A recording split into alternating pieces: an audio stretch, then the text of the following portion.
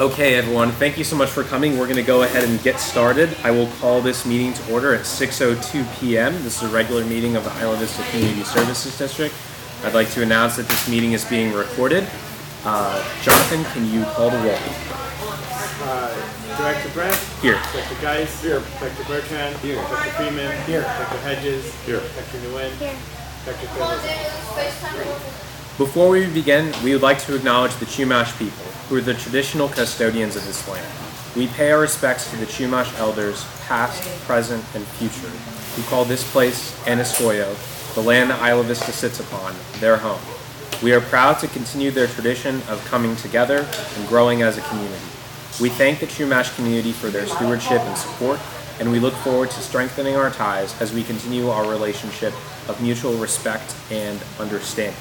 With that, we'll move into the consent agenda. Is there anything anyone would like to pull? Motion to approve the consent agenda. There's been a motion to approve. Is there a second? I'll second. Made by Bertrand, seconded by Geis. Any public comment? Any more board discussion? All those in favor? Aye. Any opposed? Motion passes. All right. With that, we'll open the public comment period. At this time, any member of the public may speak on matters within the subject matter jurisdiction of the Board of Directors that are not on the agenda. The board will not take action on any item not on the agenda except as provided for by law. Any request to speak? Thing that's not on the agenda. Okay. With that, we'll close general public comment and we'll go to discussion and action items. First is Spring Community Festival update. So Jonathan and I have had the chance to meet with the Lucidity folks. We've also had the chance to bring them out to talk with associate students a little bit more. Do you want to summarize what we've got from them? Yes, so we met on Friday. It was a productive meeting, and you have two attachments with you. The first page of the attachment is their new budget that we discussed and they reduced based on the board's feedback at the last meeting. So it's now down to 160 for the total cost from 184. And so that is a reduction in some of the structures, one of the stages, which could be re-added if another sponsor wants to pay for it. And that's what we might ask AS Program Board to do. And they kind of ate some of the administration costs too and reduced what they would be asking us for there. They did not cut any of the security or communications portion, or they reduced some of the giveaways during the event. So they made some reductions, nothing massive, but they scaled it down. And then the other piece that you have with you is the proposal of one way we could be funding this. And so what's one thing we need direction from today is the reduction on track of where the board was thinking. Do we need to reduce more, keep it as is? And then in terms of funding it, are we comfortable funding it this way? And let me just walk through the funding model. So the first, the big chunk to the base for it is to, instead of using our utility user tax money to pay for our lighting projects and improvements this year, we'd request that funding from IVCSD. So that would be something that still needs to happen and get approved by the campus. Then we would utilize our new program development fund, which is very directly, I think, applicable to doing something like this. We put in $15,000 from our special projects fund, $30,000 from community policing, and $5,000 from public art. And so that gets you $130,000, which is already most of the budget. And then another thing that we just got today, so that's why we were just preparing this today to get the final number, is our year-to-date revenue actuals compared to our projections have come in 20,000 over. I thought they would be 25 when we talked Spencer, but gas came in a little low, sadly, so we're at 20. But with that 20, we get to 150,000, and that's not including seeking support from other groups to fund parts of this festival. So that's where we're at with this. Another piece of it, well, let's talk about this logistical funding part, then I can talk more about the outreach portion, maybe after we get some questions on this in some direction here, if that's okay. And I guess I would just add, so the year-to-date revenue projections do not include if tax revenue continues to come in higher than expected that's only based on what has come in higher than expected so far. Yeah, so this is exactly as of today, because all the revenue for September just came in today.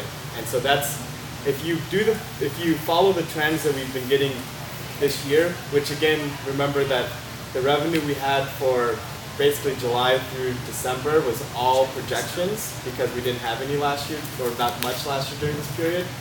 So now that we're getting the first actual revenue during this part of the year, we're kind of seeing how that is coming in. So if you play out the trends even throughout the rest of the year, we could end up with $100,000 extra on top of what we budgeted. But I can't say that for sure. That's just a super early trend line. But what we know for sure is we have $20,000 extra right now from what we budgeted for these months. That's not accounting for it going down in the future, under projections, but our projections were very conservative. So I don't see that happening. All right, thanks. Okay, so does the board have any questions sort of about the financial side of this? And I guess I'll say before I open it up to questions that, looking at this, I think that I, in an ideal world, would have liked to see this number come down further, and I suspect that some other people at the table feel the same way. But in thinking about it, I remember something that I thought of last meeting but didn't directly voice, which is that, we have to put on an event, and the task of succeeding in this means that we still have to create something that people want to come to. Because if we cut and implement sort of austerity, I guess, on the event, then we end up in a situation where we're spending a significant chunk of money on an event that is not up to what our level of expectations are. So I just ask the board to be mindful of that. Any questions on the finances? Jake? Oh, actually, can I make a comment, not a question? Sure. Okay. I was somewhat under the impression that one of the goals was not to just try to reduce it to the point where we would feel comfortable ourselves paying for it, but to try to work with other partners in order to figure out how to spread the costs. So I guess I'm less staring at the total number and being like, oh, it's a large number, as much as I am being like, what is our contribution? If it's all of it, that this is too expensive for what I think we should be as this organization putting into this event. But if this were spread out among the county and some other entities, that would be better. When I had originally always thought of this, I looked at it as a alternative to some of the expenditure that the county or the university might have already been doing in a lot of their existing enforcement efforts, as opposed to a kind of a transferring of responsibility to essentially our organization in order to fund and do this sort of thing. So I would not support the IVCSD funding the $150,000. I would respond, yeah. I think what this is showing is just that we do have the money to do it.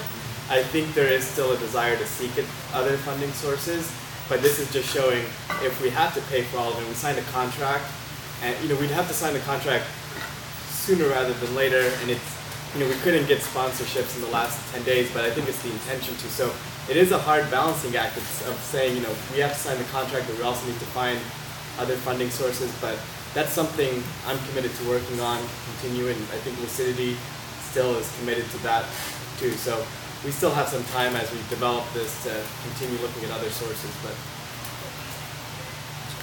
Bob? I just wonder, Jay, what do you think about, well, what if we get in the position that, this is a trial balloon for us. This is a risk taking for us to say, we think this alternative structure could create a program in the future, and are we willing to risk our money to get people that then, if it's successful, sponsor in the future? I don't know if the experience of the university in the past, the experience of the county in the past, the way that they attacked, the whole concept of trying to shut down Deltopia, if they're willing to say, oh, we're going to go take this risk with you and see if this model works in the first year. what I just I'm finding that, how do we sell that? I mean, Spencer's doing a good job of selling me on that, but I don't know how to get to the old structure, and I don't know the old structure. I know UCSB puts a lot of work into this, and the community puts a lot of work into making Deltopia safe and not promoting Deltopia. They're saying stop Deltopia, really. And so I don't know. I wonder myself if I read this and I read what they want to do, and I'm kind of going, well, is it worth the risk for our organization to take to push this alternative concept? And one side of me says I'm a risk taker, and maybe it is worth the one time, but we also have to get people to understand, well, we're taking the risk this year. We expect participation in the future, or if we cut the county's cost per sheriff, hopefully there's some, they see some benefit to that, or we're paying them to help us out. I don't know. Ethan? Thank you. Well, thank you, Jonathan and Spencer, for both working with Lucidity to get these revised numbers, and for putting together this kind of menu of options for where we could tap into our budget to make this happen. I share Jay's concerns as far as the cost of this event. I'm 100% in support of it, and for folks who are new to the conversation here, it's great to have you. Just our general theme here is we want to continue to make Deltopia a better experience. We want Deltopia to be something that exists, but we want it to be more than what it is right now. Right now, it's an unorganized street festival that lots of people have fun at, but also there's a lot of things that happen in the community as a result of it. So we want to bring some more programmed activities to Deltopia, while also letting what's going on that is working continue. So just adding more options, adding live entertainment, adding great community programming put on by a reputable festival that has a long track record of putting together engaging events. So for those reasons, I'm totally supportive of going in some way towards this, but at the number that we have right now, and with no one else at the table with us, I'm not comfortable using our revenue for it in the full amount that's requested. Christy? I also agree. I just think that we shouldn't be going all out for the first event because we don't know how successful it'll be. Right now, Deltopia is not going to end. That's just the reality of it. But by, I guess, investing more money later on when we find out that this alternative is going to be successful, then we can start funding more money and using our revenue to do that. But as of right now, we don't know the success rate, and we won't know until it actually happens. But I agree with Ethan and Jay that we shouldn't be using all of this money right now to fund something that we don't know will be successful. I want to jump in and just say that sorry, did I skip over someone? No, I don't mean to cut you off. Go ahead. I'm all in on this. I really am. I've been thinking about it a lot for the past couple of weeks. Why? Because I believe that this has a unique opportunity to transform what is essentially an act of anarchy into a work of art. And I believe that one of our fundamental purposes in coming to be was to be culturally transformative. And now, why does that give me confidence to say that I'm all in on this? I have had decades, literally decades, of conversations with Chancellor Henry about the artful transformation of the culture of Isla Vista. And I believe that of all the things that have presented ourselves, that have been presented to us in recent months since we became a body here, this is one of those things that has the opportunity to be alchemaic, literally to transform crap into gold. We've got this thing that has been destructive in the community. And if we find a way to invest in making it beautiful, which what I hear from the I crack up every time I hear lucidity. I had a client at Devereaux decades ago that repeated the word lucidity all the time. That was, he kept going, lucidity, lucidity, lucidity. Anyway, sort of perseverated on that word. And I can barely hear the conversations about it without remembering that. But yet, it's a good word, because that's what we're really talking about here, turning something into something that's life. I believe we can't demand quid pro quo, but we got to ask for it on this one. And I would be confident to ask for something in return for the something that this can deliver. And if that takes sticking our neck into it, I think I personally submit that it would be one of the best things we've done so far. My 2 cents, for what it's worth. Thank you for the lot. I want to throw out there for everyone that I hear the concerns about the cost and the scale of the event, and so I have one thing to say is that I don't want us to use the number at the bottom of page 2 as our contribution. I agree with you all that this needs to be a partnership, and that we're going to have to bring other stakeholders in to be able to assume the cost of this. I also want to hear that if what we're looking for is a further scaling down, I'd like us to start looking at what exactly it is that we want scaled down, because we went to Lucidity, they heard us loud and clear at the last meeting, and they brought back this revision. And I think they did a good job of being able to try and make something that was as workable for them as they possibly could. They cut their staff salaries, they cut their operations, they cut out an entire stage. And so I guess maybe a better way of looking at it is, what is our priority with this? And let's think back to the original reason that we did this. I have been continuously telling people that the reason why we want to do this is not because we want Deltopia to be shut down. It's because we want to draw people, a certain amount of people, not everyone, but a certain amount of people away from the DP area, because that is where the public safety problems are. And so I guess I'd like to hear from everyone what it is that we think is going to do that. I'm looking at some of the production budget and the operations budget, and I know our vision has been around games. I know that we've also sort of gone full throttle with the festival atmosphere, with the shade design and the shade structures, which we've already scaled back a little bit. But I guess I need some help from the rest of the board in hearing what it is that we'd like to take out of this, because we're at that point. Jake.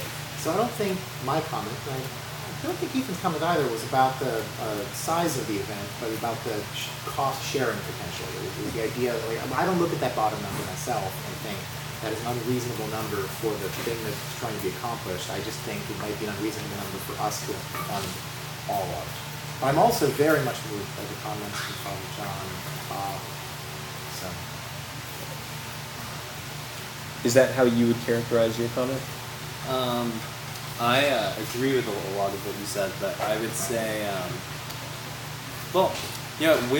with it only being one main stage, yes, I think they have scaled down to the level that is as far as the scope of the event, but as far as the cost to us, hasn't been scaled down. Okay. So the bottom line number that we have on page 1 of 159 is not the number that any of us want to pay. So I think that what we should talk about is if this is the concept that we're willing to move forward with. Now, obviously, we won't make a decision here tonight. We still have the town hall that will happen next week, and our staff and interns have been doing a great job publicizing that and getting the word out in the community. I know I've seen more of this out in the community in the last week, both negative and positive, than I have at any time before, which is awesome. But I guess an appropriate action for us to take is to start these formal talks with some of the groups that we've named. When you go out to the community and you hear the negative, is it that we don't want a festival, we want to keep Deltopia? Is that? I think it's a misunderstanding of what we're trying to do, and there are a lot of people who think we're trying to shut down what's existing and going on right now. That's my feeling. We'll share you the survey results once it's more full. Yeah, and that's a great point.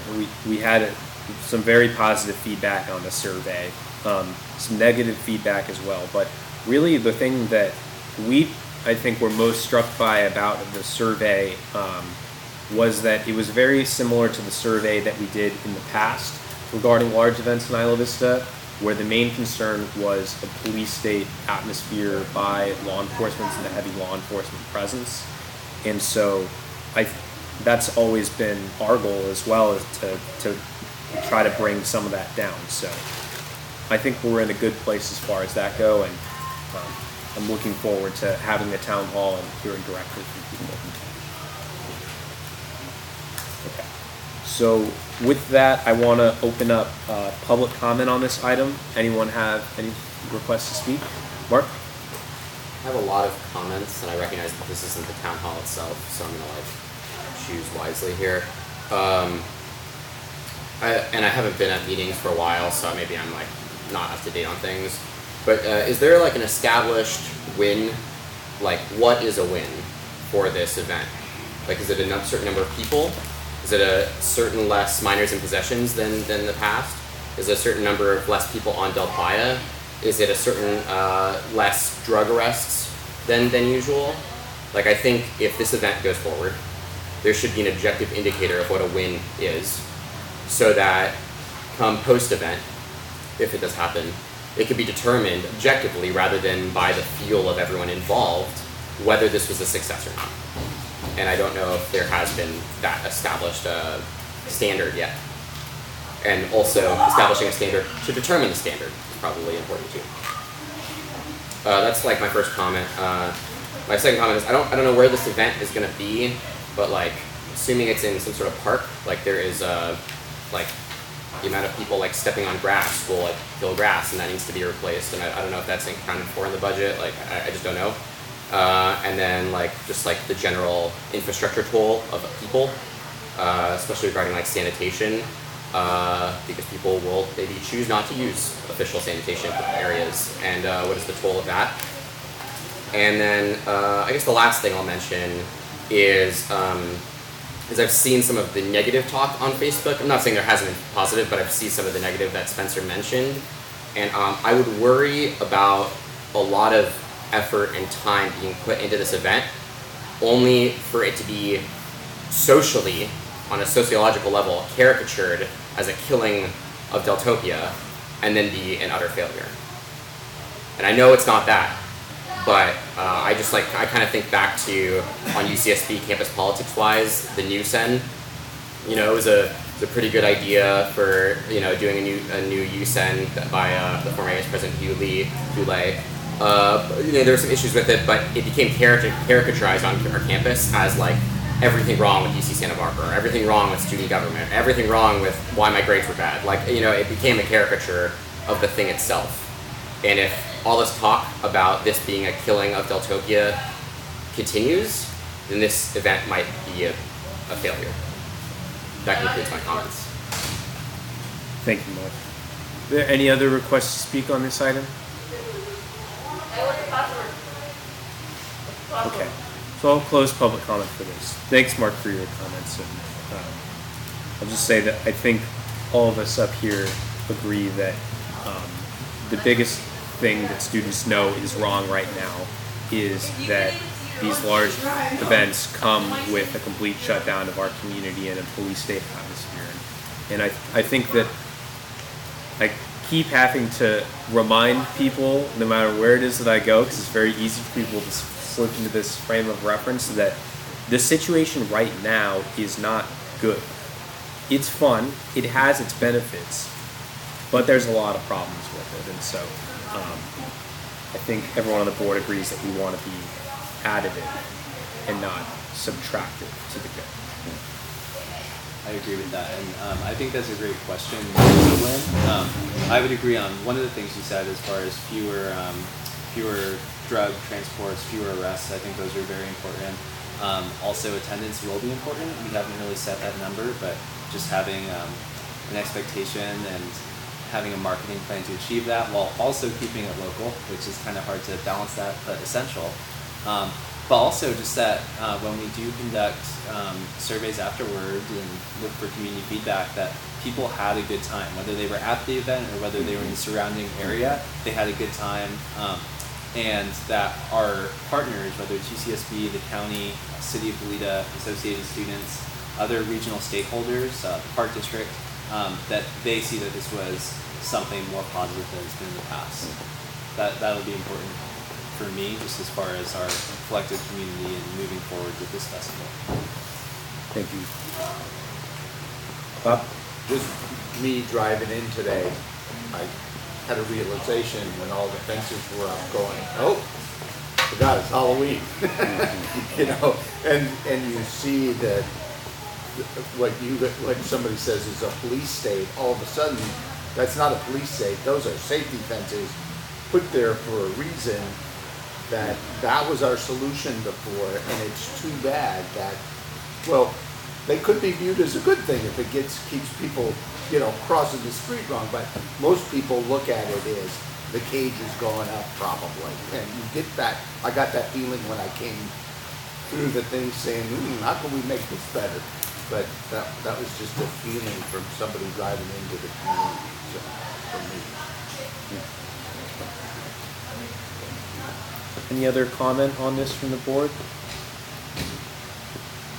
So without just focusing on that bottom number as kind of the deciding factor for where we go, like if we are assuming that we'll be able to get partnerships to cover the full cost, where I'm at right now is I could see us using about $100,000 from our revenue on this project and seeking out that additional $50,000.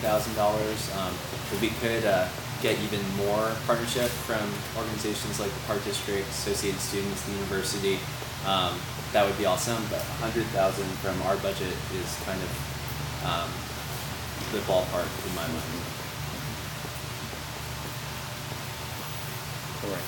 Well, I think that the direction that Jonathan and I will start is to formally solicit participation from other groups, including the university, the county, the City of Goleta, the Recreation and Park District, and others that come to mind that are stakeholders. I think most of the stakeholders are encompassed, or at least most of the stakeholders that have a huge financial interest are encompassed in those. So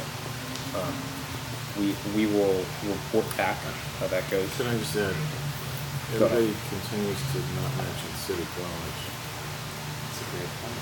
It is a great point. Why do we always leave City College out as though they have no responsibility? No responsibility. It's City College. Sorry, Jonathan. You know, I mean, old record. No, I don't think we would. Yeah, I agree. Okay, we will include City College in that list. Okay. Father John. And on at least two of those, the City of Goleta and the university, I would like to poke my nose into them for some specific contacts that I've already pre-discussed this with. I want to lean a little more heavily. That's great. Thanks, Father John. We'll be in touch. Okay. With that, thanks to the board for the feedback. Encourage everyone to be there at our town hall. It's going to be fun. Well, yeah, let me maybe speak a little more on the outreach end of things. Go So, ahead. we're having the town hall next in a week from today in this room, 6 p.m., 6 to 8 p.m. We have the city will be here. We'll have a presentation about the plans and then just a chance for everybody to discuss some brainstorming activities.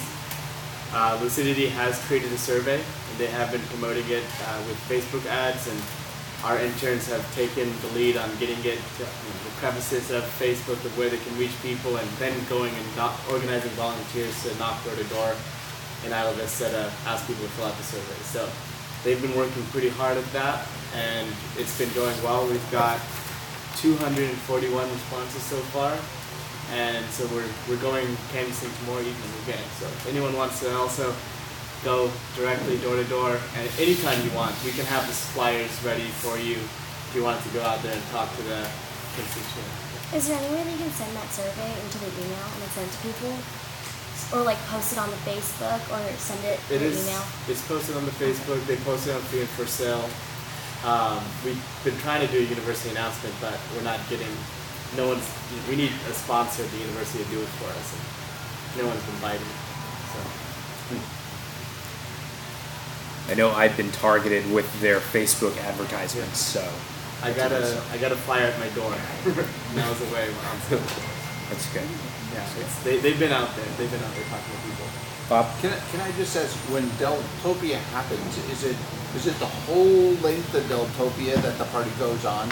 I mean, does it completely fill Del Playa, or is it really centered into a few blocks where would we ever want activities in those blocks, or that's something organized? I don't know. Maybe there's no room at all, and that doesn't work up by the one fairly large parcel we have up the county. It's a great question, and some of the feedback we got from associated students was a desire to have some of the activities beyond DP. I think where I've been thinking about in regards to that is that law enforcement seems to have been pretty clear that the less bodies in that area, the better, just because that's where a lot of the violence happens. I mean, it was right on that corner where the assault happened last year. And I've seen just so many times when a party that's getting shut down just ends up being a stampede of people into the street, and it turns into a huge crowd. And when you mix alcohol in with that, someone bumps into someone, and then things happen. And what's the hot corner? Is it Well, I mean, it depends, I think, on, year to year. But, it's 6-5 block, 6-6 block, 6-7 block are the areas. Yeah, I've got an aerial shot that shows it wall to wall, literally wall to wall. So, I mean, I've actually got 2 aerial shots that show that. Really cool. Okay. Well, thank you for the update, Jonathan, and thanks to Lucidity for putting this together. We will be back discussing this at our next board meeting, and hope to see everybody at the town hall next week in this room. Okay, with that, we are going to move on to item 4.2, resolution 19-12, graffiti abatement. Great. So this is no new updates besides we took the board direction and changed the district's, being at the district's expense if we have consent from the property owner. And William just actually spoke with county council today, and we've got some new updates there, but we're gonna continue. He just emailed me maybe an hour ago, so I haven't fully read the email yet, but we're gonna keep moving on that angle of getting official authorization from the county, as the board directed 2 meetings ago. But besides that, these forms and the resolution and the policy is ready to approve. All right. Any questions from the board on the policy in front of us? Ready to approve tonight? Yeah, we've had it at our 3 meetings, I think, in a row so far, and been revising. So I'm recommending approval at this point. Okay, I'll move to approve. I'll second. All right, motion to approve made by Thurlow, seconded by Freeman. All right, I'll open up public comment. Any discussion on this? Okay, I'll bring it back to the board.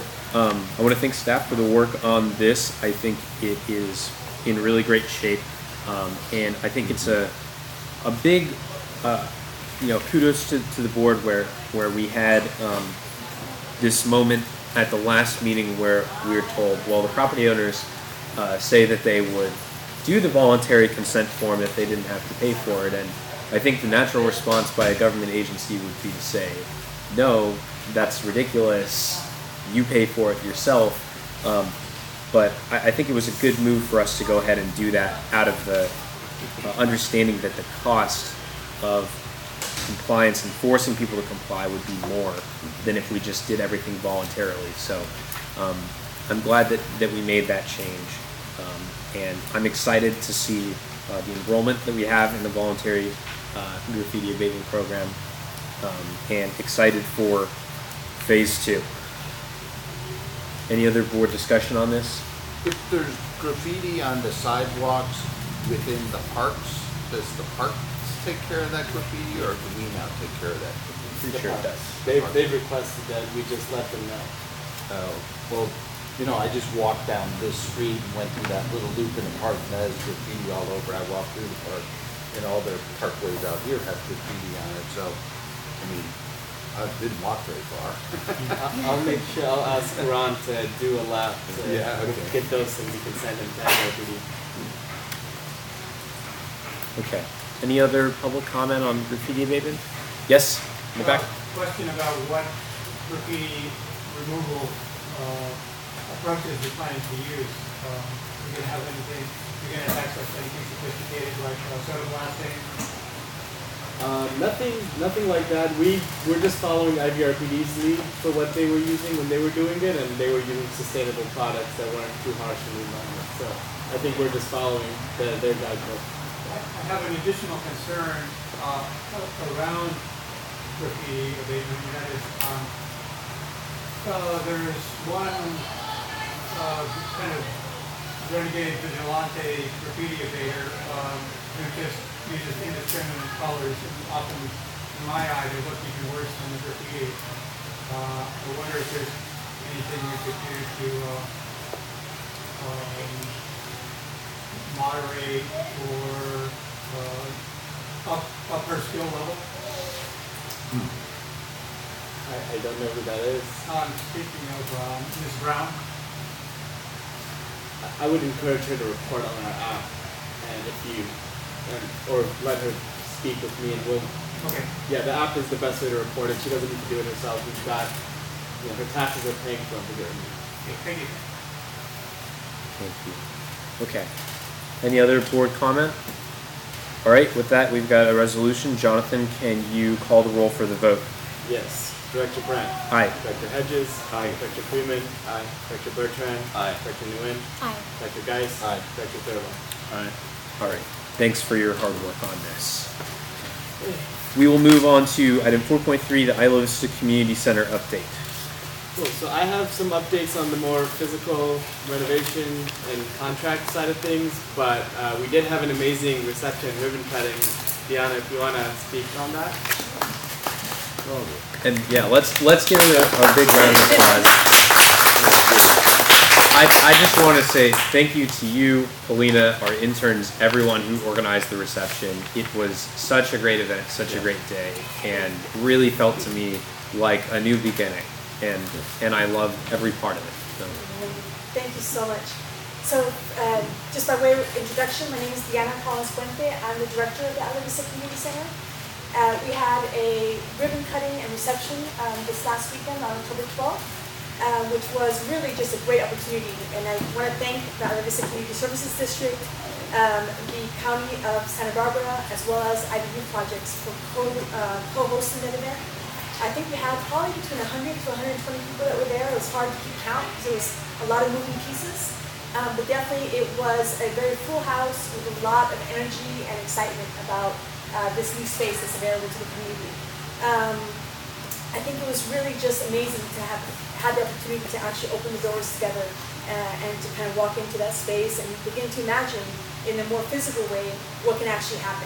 Folks have a lot of ideas about just right off the bat what they can imagine they want to see in that space. We are still a long way from answering all the questions that we have and really getting that place ready to go. But I think we actually, even on that morning, weren't even able to get into the building. So there's still a lot of work that's actually happening in the space as we speak. But it was, I think, really important for us to get to this next juncture in this, of being able to welcome the community, of acknowledging all the work that's already happened, and looking forward to what's going to come next. So again, just wanted to give my thanks to all of you for being part of that.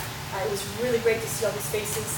There are a wide range of folks from IB who were there. We had, I think, a really great cross-section of the community present. So thank you. Bob, go ahead. Just a comment from me. I was impressed that, our third district was well represented, the county was well represented.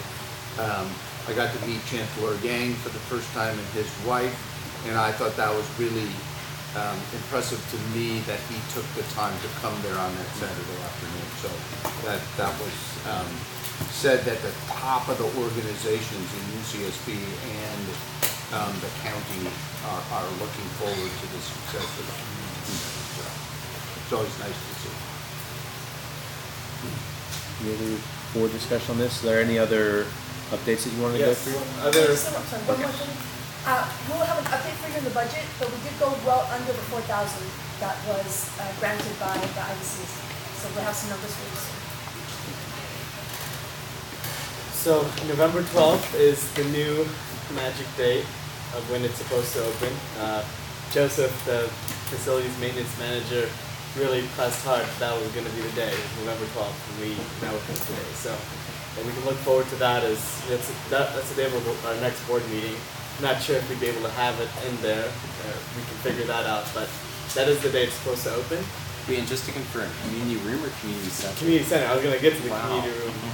And let's just clarify, it's not opening.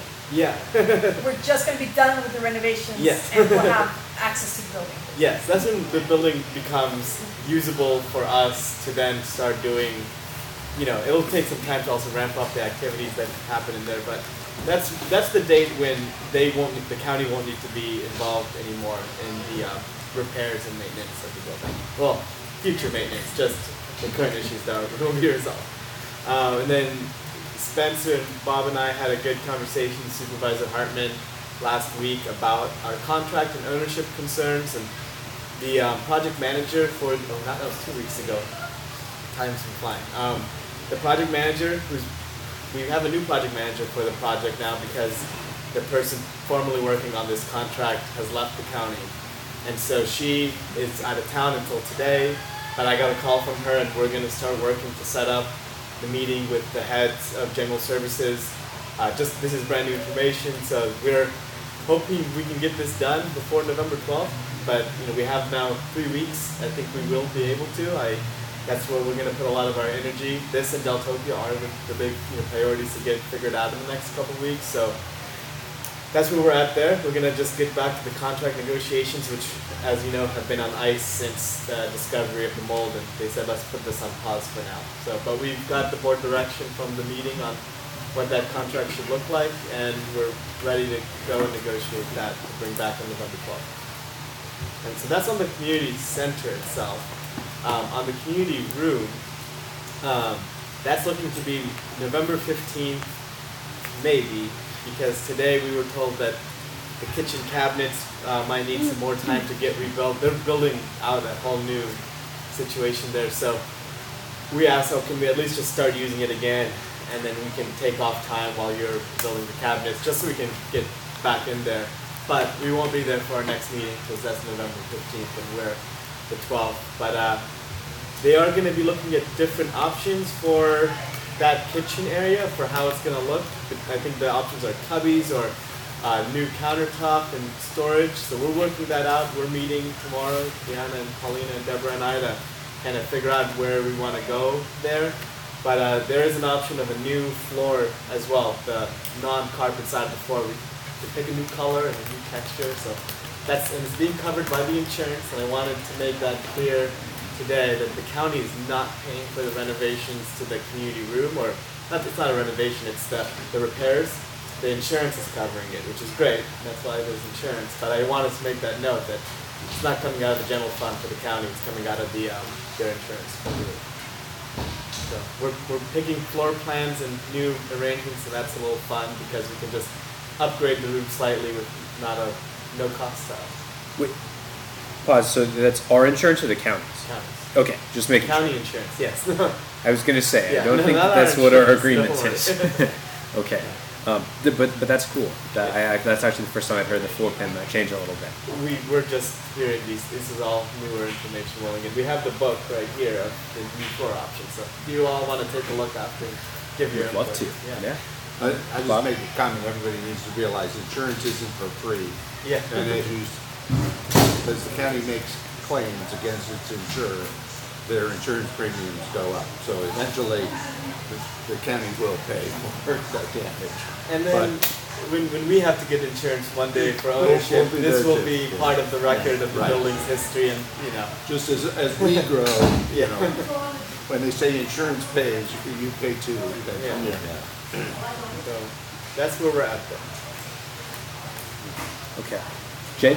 Are we going to be getting back like the actual kitchen parts, like the sink, or Yes, we'll have a sink, a refrigerator, faucet, water. Just maybe newer cabinets and stuff. Maybe some more space in there. I've heard you on multiple times now mention the cabinets and the counter, and but I wasn't certain about like the actual the things No, that the may cause the problem in the first place, or something that should have water somehow. Well, Deborah described to me. You want to describe the under the sink issue? Deb? For the storage Yeah. or the repair, yeah, so, the location of the sink was at question. We wanted to try and do some rearranging to make, maximum use of the space. But because of the plumbing that has to happen, we really want to put the sink back into the same area. We would actually have to reopen the wall that they just replaced and repaired, all the installation is, to make those movements, and that would be another cost, additional delay, another insurance claim. So where we are looking to maximize every inch of the space that we have available, be it for storage or use or countertop or activities that will be held therein. And so to imagine it, since we're not there to show you, but where that kitchen cart thing has usually been parked in the back of the room, that's where they've proposed to build something new, like cubbies or new countertop. So that's where we can kind of have a nice upgrade to the room to make it more usable. That's great. Okay. Any questions about community center or community room? Okay. Well, thank you for looking hard on this. I'm looking forward to seeing the potential remodel scenarios, because I know I definitely want to look at it. And I invite the public to look at it too if you want to cast your vote for which one you think is the best. Go I ahead. actually do have one quick question, which is related to the flooring of the community center. Being in there last week just reminded me of how that's still something on our to-do list. Have we considered any estimates or any potential plans for getting new flooring in there? Yeah, I reached out to a few flooring companies and I haven't heard a lot back, so I'm gonna keep on that. But it's one of the to-dos. And that's something that we should anticipate looking at our budget for in these next couple of meetings, I'm guessing. I mean, it would be something, the county's not. Right. So it would be something where we could look to our equipment and facilities maintenance reserve if we wanted to, or depends on how much it comes in cost. You know, I think long-term, we should have a discussion as a board about if we're gonna ever take that building long-term, we should have some kind of independent condition assessment done. I mean, you don't buy a new house without somebody coming in and doing a building inspection for you and say, hey, all this stuff is wrong before you buy it. I think the same thing, even if the county was gonna give us the building for $1, which they should, I still think we need to have as a board a condition assessment so we know what potential liabilities we're taking. And I also think that we should have some kind of brainstorming with the community committee about, well, what would they expect that building to look like if there was more money available to renovate it? Would we want a nicer outdoor area? Would we want, borders, or walls to sit on that define the space? Would we want more concrete? Or, you know, I was talking to Rodney and he said, oh, we always thought you'd put a wall back there to delineate the park and then put grass in there, which would be low maintenance. Don't know if that's a good idea, but I think we should have more visioning about where would we really want that to go and say, hey, we got a great community center now. I mean, it's kind of like, I always bring up the county bowl. The county used to run the county bowl. And I'll just say it was a dump. And we were running it into the ground. And when a different entity took that over, which was a powerful entity, it actually was the Parks Department at first, they started to transform that. And then the private sector got involved, and they turned it into a magnificent facility that's world class. I mean, world class. And so we should say, how do we turn our community center into, it doesn't have to be world class, but it needs to be a class building for Isla Vista. And I just think it needs some envisioning of where we want to go. Brother John? A few years ago when we had all those design charrettes, I remember that word, charrette. Never heard it before until that point. All the expensive visioneering that we did back then, it didn't have wheels to it, really. And was it going to happen? Maybe, maybe not. Well, now it's going to happen. What we vision, what we dream of here really can happen. And now is the time to start doing that so that we do it right. And are you talking about the design charrettes for the IVB Development Agency? Yeah. Well, some of that happened. Some of it happened, but an awful lot of it was... Oh, yeah, that did not happen Yeah. because, we never got the community plan about this. That's right. But, that the design charrette for the community center would be a good idea. Maybe we can get some free architects to come in and help us out. The free ones this time. Yeah. Any other board discussion on this? I guess I'll close just by saying Ethan's mention about the floor made me think about when I was in there. I was having a great time, but I was also taking mental pictures of things that we needed to do upgrades on. Oh, And yeah. one of the new ones that I had not known about was that there are no mirrors in the bathrooms, and I think that could be something that we would want to include. I didn't know either, so now we know. It's great every time we get to set foot in there and find out new things. But looking forward to the November 12th date, and looking forward to the continued discussions that we have with Supervisor Hartman and with the county general services staff. I thought that our meeting that Bob and I had about some of the concerns that were raised by the board about transfer of ownership went very positively, and I think we're in a good position. Okay. With that, I think we'll close out this item, and we will go to item 4.4, waste collection in Isla Vista. So, as the board knows, this is one of the, thanks Deanna, this is one of the long-term board goals that we have set, number 5.5, trying to coordinate better waste disposal services. So, Jonathan, do you want to sort of introduce this? Yes, so this is just a preliminary discussion. It is one of our goals, but it's not extremely specific. Valentina, come here. I'm so sorry. Just wants to speak. No, this Dogs are part This- of IB. Come on back. So sorry. Not a lot of local government agencies can say that they have been visited by friendly pups. No, thank you.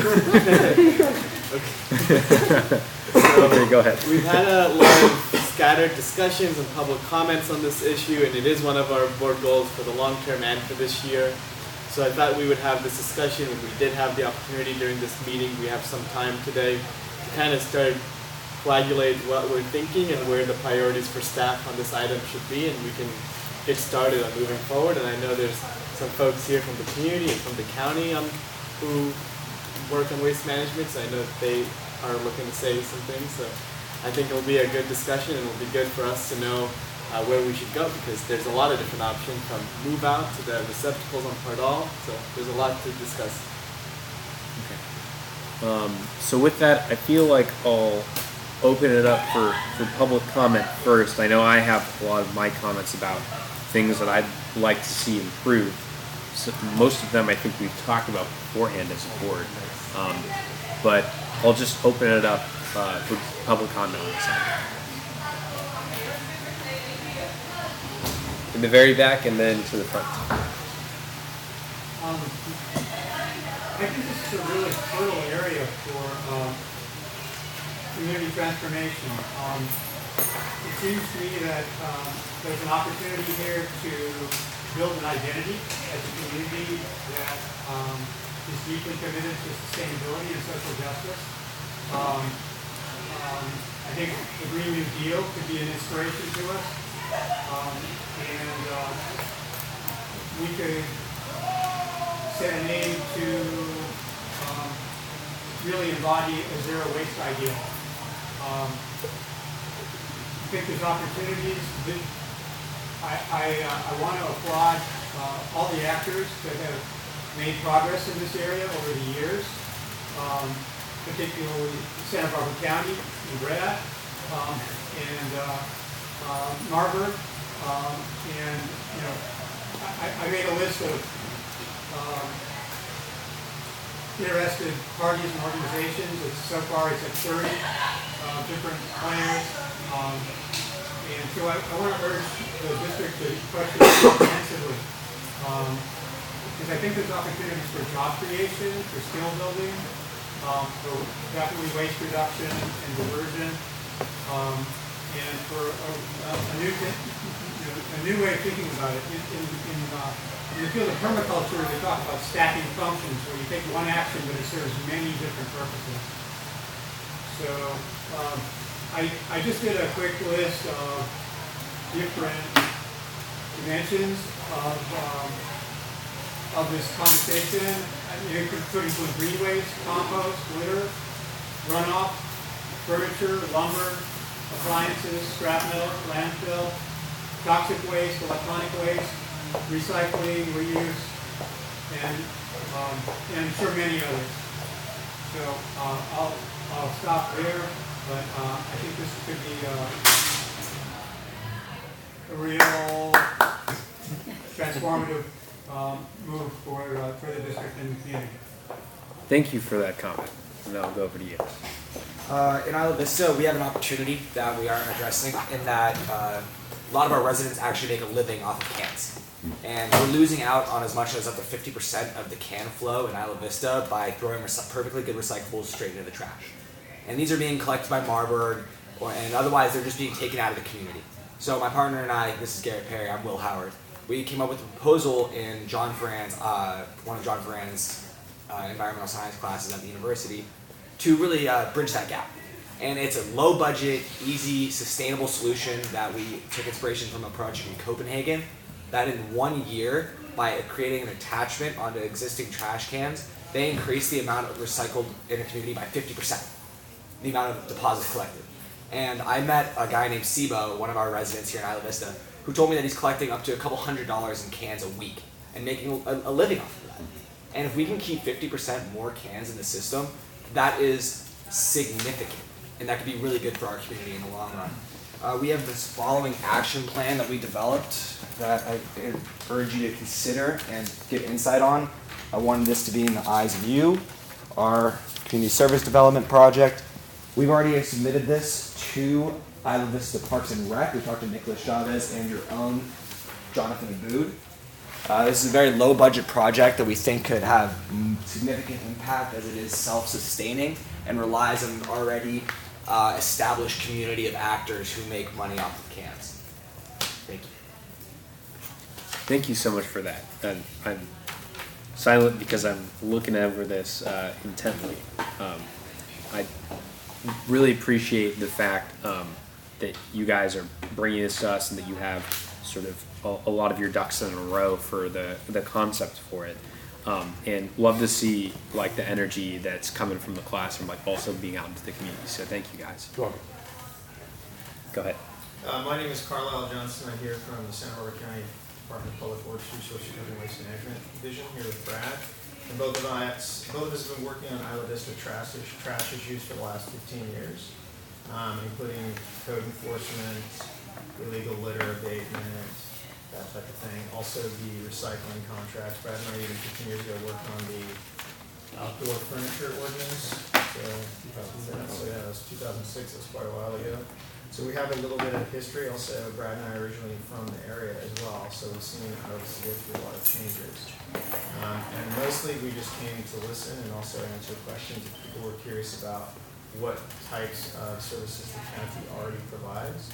Obviously, Brad and I have worked really hard to mitigate the environmental impact that the waste of this community creates, and not just Isla Vista, but throughout Santa Barbara County, and that is the primary purpose of our division's, that's our division's goal, that's our division's purpose, is to mitigate those impacts.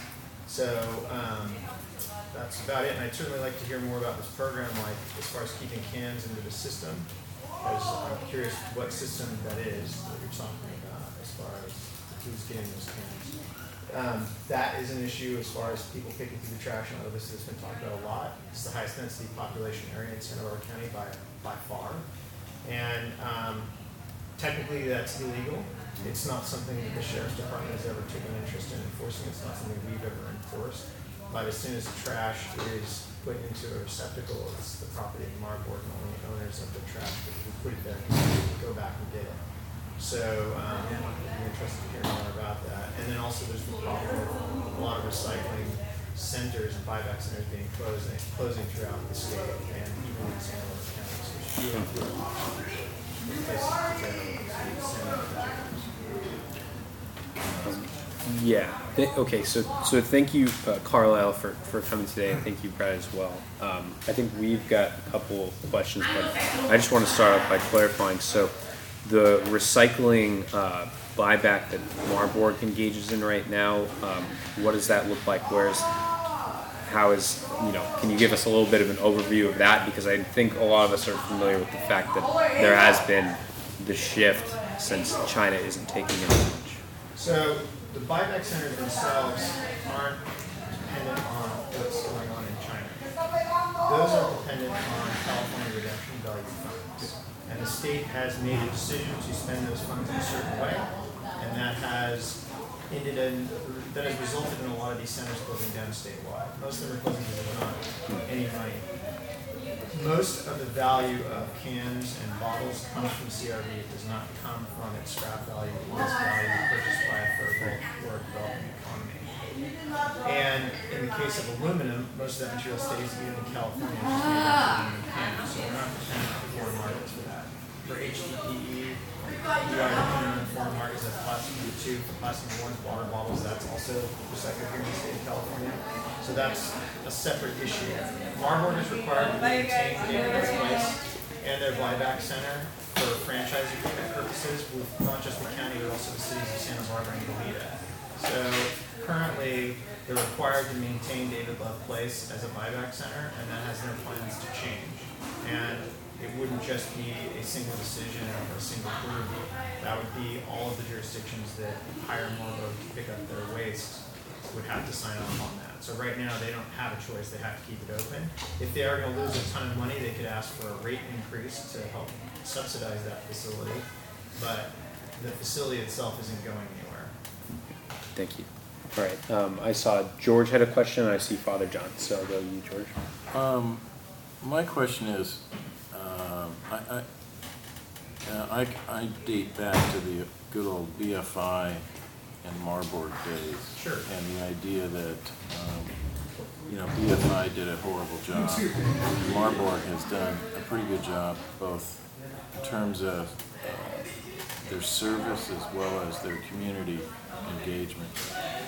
But here's what I see, and I see it walking through IB all the time, and that is overflowing dumpsters. My sense is that's not Marburg's issue.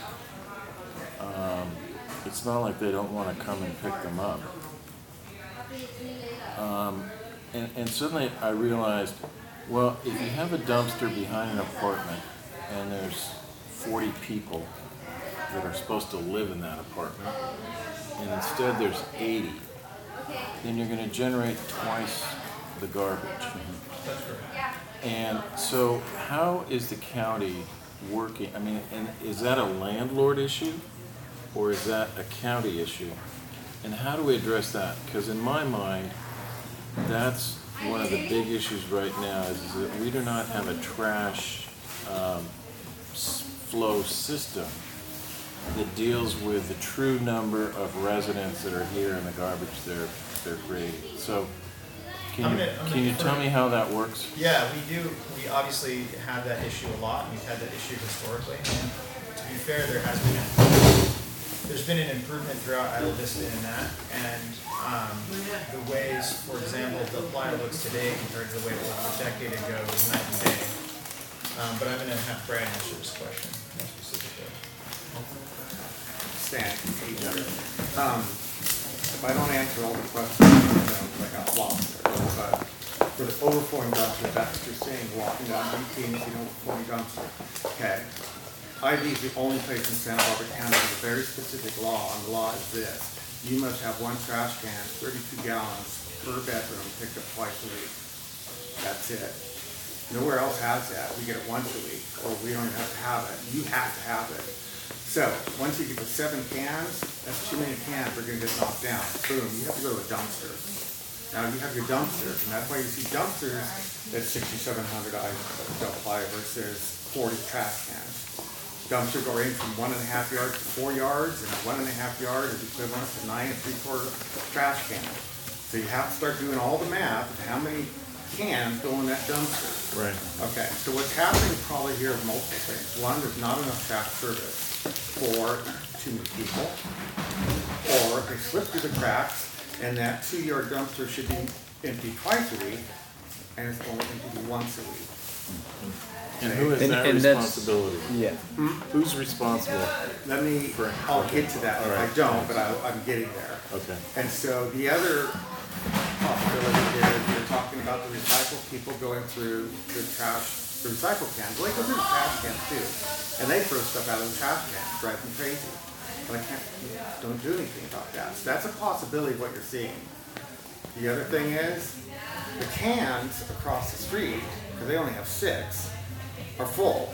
So they walk across the street to the next dumpster and fill it up. So now you got a dumpster that's servicing legally 40, servicing 30 across the street. So that's what's happening. And to get that fixed, somebody has to tell us about it. I'm in IV 5 days a week. If I don't see it, it's not going to get fixed. So that's how you fix it. It's basically to call it in. Because I've never received a complaint from a 20-year-old that the dumpster across the street is full and irritating them. So somebody that sees it driving to work, walking their dog, doing whatever, is who needs to report it. But that's sort of the way to get it done. And slipping through the cracks. There's additions that are illegal. So you have a 5-bedroom place, goes to an 8-bedroom place, and then have a permit. Okay? We had one on Del Playa, brand new. They didn't have trash service for 9 years. We can't keep track of it. That's not, how do you keep track of 23,000 people moving out in June and back in September, and then all the people in between? So somehow this thing got built, and they were going across the street, and how do we fix it? Because the guy next door, trash can was overflowing, and he sat there and watched it and saw them walk over there. He called me, I called Marburg, they don't have service. So Marburg sort of got ripped off for 9 years, because they're also emptying trash cans a lot of times. Did I answer that? Did I answer it? So what's the solution? The solution is people calling in. And there's how- no way for me to keep track that this 40-unit place. No, I understand. So, but how do we do that? How do we do that? I don't know. And I think one of the reasons George asked this is that we feel like we've got a pretty good way of having people report in problems, whether it's trash, whether it's obstructions to public right-of-way, in this our See-Click Fix app that we've got, where people have been reporting graffiti abatement, and that's the main way which we intake new requests to abate graffiti, as well as other random things. When I was looking at it earlier today, there are, I'd say, around 15 to 20% that come in regards to trash that's just in the community at large, not even necessarily like in dumpsters, really, just on the street. And so I mean, we would love, I think, to partner with you guys and have you guys sort of hooked up to the system. Because you're right, I don't think the college kids are going to take time to go hunt through your website for your phone number. That's sort of an archaic way of, I think, providing customer service. So, not that it's customer service that you're in the business of, but just responding to issues. A lot of these we are notified too via the property management. Because most places on Del Playa and the streets coming over are property management. One of your questions was who's responsible, and is it the tenant? Is it the? It ultimately comes down to the law. The way the law is written is the property owner. The property owner is responsible, and that's who we go to. We might go to ABC Property Management, and while this is, and they'll take care of it. So let me just clarify. You're essentially the property owner. So if the property owner is an offshore corporation, that's who's responsible? Or is it the property manager? In that example, we're going to deal with property management. We deal with property management 99% of the time. Okay. The 1% is when the law has been broken, they've been warned, and now we're issuing a citation. Okay. That's another way that I didn't mention to solve this problem. Any citation I write starts at $535. It's a big one. You leave your trash can out on Del Playa on Wednesday, and I come by, you can big thing for $535, and that's to the property owner. Try telling the property management who's collecting 10% a month, when the owner called and said, hey, this guy from the county just called me up and I just got a $530 ticket. That's how your stuff gets done. That's why there's no couches on Del Playa. One last question, then I won't monopolize it. Will you provide us a copy of the county ordinance that covers Isla Vista, so we can all be, we can all read it and understand it? Because that's the first I've heard that IV has its own unique garbage ordinance. So, thank you. Thank you. Just to add to Brad's comments, the Chapter 17 refers to the county at large, and there's just sections within Chapter 17 that then define Isla Vista's boundaries. And also, I feel like Brad was underselling himself because, like I said, their trash has been improving, and mostly we deal with property managers because they're the ones that complain against each other. And if you look at DP and Trigo and the usual suspects, we've had fewer and fewer incidences like this. Brad's here 5 days a week. We get complaints every day. We follow up on those complaints. We talk to the property managers, and we try to get those things fixed. If the CSD wanted to take that over, that's fine. If they wanted to do a better job than us, it would probably take several FTEs. Brad's been working with the property managers for over 15 years. He knows who all of them are. He knows by looking at a building which company owns it or which is managing it, and how to get them to be the most responsive, and who all the managers are of those properties as well. And that's a huge asset, and there's a lot of institutional memory there. So I just wanted to just throw that out there. And I certainly would be open to the idea of the county using an app or other things that the CSD uses for our own purposes for reporting. If that would help us and improve our own ability to find violations, then we'd be open to that.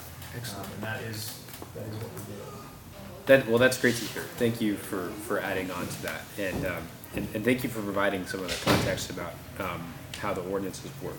I had one question, which is, it's my understanding that for certain properties, the level of service, how often Marburg picks up, is set by the bill holder. Is that how it works for residential, or is that only commercial? For commercial is different from residential, and I'm mostly residential, so but for IV, it's 6,500 to 6,700. You are required to have one trash can per bedroom twice a day. 6,800 is what we consider the residential, and it's a different level of service that's required. Okay. I see a line of questions. I had seen Ethan. I see Father John. There first, yeah. Okay, go ahead. I deal regularly with recyclers, I get folks from the street who I've known for decades. I too have decades of contacts in this town, and a lot of them are people that do make their living off those cans and other. And I really would hope that we don't, for the sheer volume of all the waste, landfills full of waste that we're dealing with here, I don't want to miss out that part that is reclaimable, recyclable, and has real economic value to some of the poorest of the poor. One of the things that they've come to me and said for ages is that one of the biggest handicaps they have to do what they do in an orderly way is commingled recyclable containers. Because what gets tossed in there is cardboard and broken glass and everything else in among those things that have economic value, here again with the poorest of the poor. And so what I've taken to doing down at my end, so that I don't make them break the law and come and pick through my recyclable container, is I will set them aside in bags next to those. I'll have it co-located with where the trash cans are, but so they can come and they can pick up that bag of cans or CRV plastics. And somehow or another, if we could make that more orderly, and right now we do have people dumpster diving and making messes and all sorts of things. We have a lot of people that are very respectful of that and don't make a mess. I want to speak for those recyclers that I know. These are not possums jumping into our trash cans. These are people that are just trying to make a living. And if we can find an elegant way to encourage that, I'd love to see it myself. Yeah, our approach is all about dignity. These are people who are economic actors. We want to give them the tools to make an honest living for themselves. And we think the best way to do that is centralized, aluminum-only can pickups at major intersections and beachheads. I'll go to Bob and then Ethan. So I wanted to thank the county people for coming out. I ran into your boss casually in the hallway the other day. We had a really short conversation. She gave me like 10 interesting ideas about what can be done and what you guys are doing in Isla Vista. So it's cool that you guys have shown up. And we have 5 residents here on our board who live in Isla Vista every single day. So they live and see this place. And one of the supervisors, Joan, we were having a meeting the other day, and she says, well, you guys got to tell us about this when it's wrong. And we're saying, well, the county people never come out here and take a look at what's wrong. And that's not really true, because you guys are out here every day looking around solid waste. But, these guys are here during the night, during the day, during the morning. We now have a little beautification program that, is trying to help with the trash pickup. And so I think it would be kind of cool if, at least in the solid waste area, somebody said, oh, you guys want to take this over? No, I think we'd rather work with you guys before we say we want to take it over. To really understand more about trash. And I would suggest that maybe some of our residents on the board have a little subcommittee and make it a regular routine habit to meet with you guys, as a subcommittee during the daylight hours when you're working, not have to come here at night. Whenever it works. Yeah, but it would be nice to have a working meeting and walk the community sometimes and go look at the problems. And I think that would be a good solution to, have a regular thing for you guys to teach us about solid waste, what you're doing in IB, and for us to give you, these alternative ideas of how could we help? Because, we're trying to help clean up the community with our small beautification program. And we've asked the question, well, how many times do they pick up on part all? And, and you go, well, they're always overflowing, so they can't be doing it enough. And Leslie says to me, well, in some communities, the way they do that is they just take the trash cans away. And the problem goes away because the property owners, they have to have trash cans on the property where the real trash is coming from. I said, oh, that's kind of unique. And so, Those are the kinds of things I would like to see us innovatively brainstorm and say, oh, was it a mistake for the redevelopment agency to put those trash cans out there in the first place? And that's an interesting, out-of-the-box concept. But anyways, I think it'd be nice if, I suggest to our board, we consider a subcommittee to work with these guys on a regular basis, so it's just with open communication. Thanks, Bob. Ethan. Thank you, and I agree with a lot of what you said, Bob, and thank you, Brad and Carlisle, for both being out here tonight. One question I have is, Brad, you mentioned the requirements for residential garbage cans, and based on the bedrooms. What about for recycling? And I asked this because my first year in my first apartment building, 3 apartments, there was no recycling, and I couldn't figure out what the hell was going on. Are they required to have that? The residential are not required to have recycling. And there's a charge for it as well. Like, so where I live, over by the local high school, recycling is free. I could find 4 recycling centers because it's a different area. But here there's a charge. And so a lot of people don't do that. But we get creative sometimes. And I mean, I'm having tenants calling all the time. Can I reduce my trash service? You know, we have 7 cans, but we really only need 4. I'm like, well, and so what I'll do is they can take a can out if they bring in a 95-gallon cycle. So we get stuff done that way. But there is mandatory minimum service though. So sometimes landlords and property owners go for the absolute minimum they can. But if they have overflowing dumpsters or trash cans, be assured that Brad and I go after them and say you have to increase your service. They don't really have a choice. I just did one today. It went from 5 to 7. Yeah. They're like, oh, we only have 2 bedrooms or whatever. It's like, whatever, you have 5 overflowing cans, you're going to have to up it. Otherwise, it's going to continue to be a problem and they're going to fine you. And for other, I guess, urban areas that you're aware of that are unincorporated, so other counties, do they have requirements for residential recycling, or is this kind of the norm where it's opt-in or opt-out? So I can't speak to every community in California, but I do know that oftentimes mandatory minimum service requires a 2 or 3 can system. And, you know, I'd have to double check as well. I'm not sure if we don't require at least 1 recycling can. So I can get back to the committee on what that specific requirement is, because it might be that we require at least 1. And then as far as mandatory minimum service, there is no required service anywhere else in the county of Santa Barbara, just IV. If you live in like Santa Ynez or Santa Barbara, you can go, I don't need a trash service, I'll just take it in myself. And that's fine. And the reason why we require it here is because here it's a problem. So this is an exceptional area, and that's why in chapter 17 we say, oh, you do whatever you want except IV, you have to do X, Y, Z. Do whatever you want except IV, you have to do it. And so it's, you know, that's just the way it is. But we don't promote recycling in the Isla Vista community. That's whack. What do you mean? Meaning we don't promote it because it's mixed. It's mixed. It's commingled. You mean commingled recyclables? Is all the recyclables? No. You have trash cans and blue recycling containers are separate. Oh, here. Yes. Oh, I understand. But not everyone has those blue. Yeah. Not everyone has those blue. And what about the green too? I've got 3. Yeah, green container. That's a different system. So everybody gets a trash can, and I believe everybody also has a recycling can. And if you have a backyard, you can also get a green can.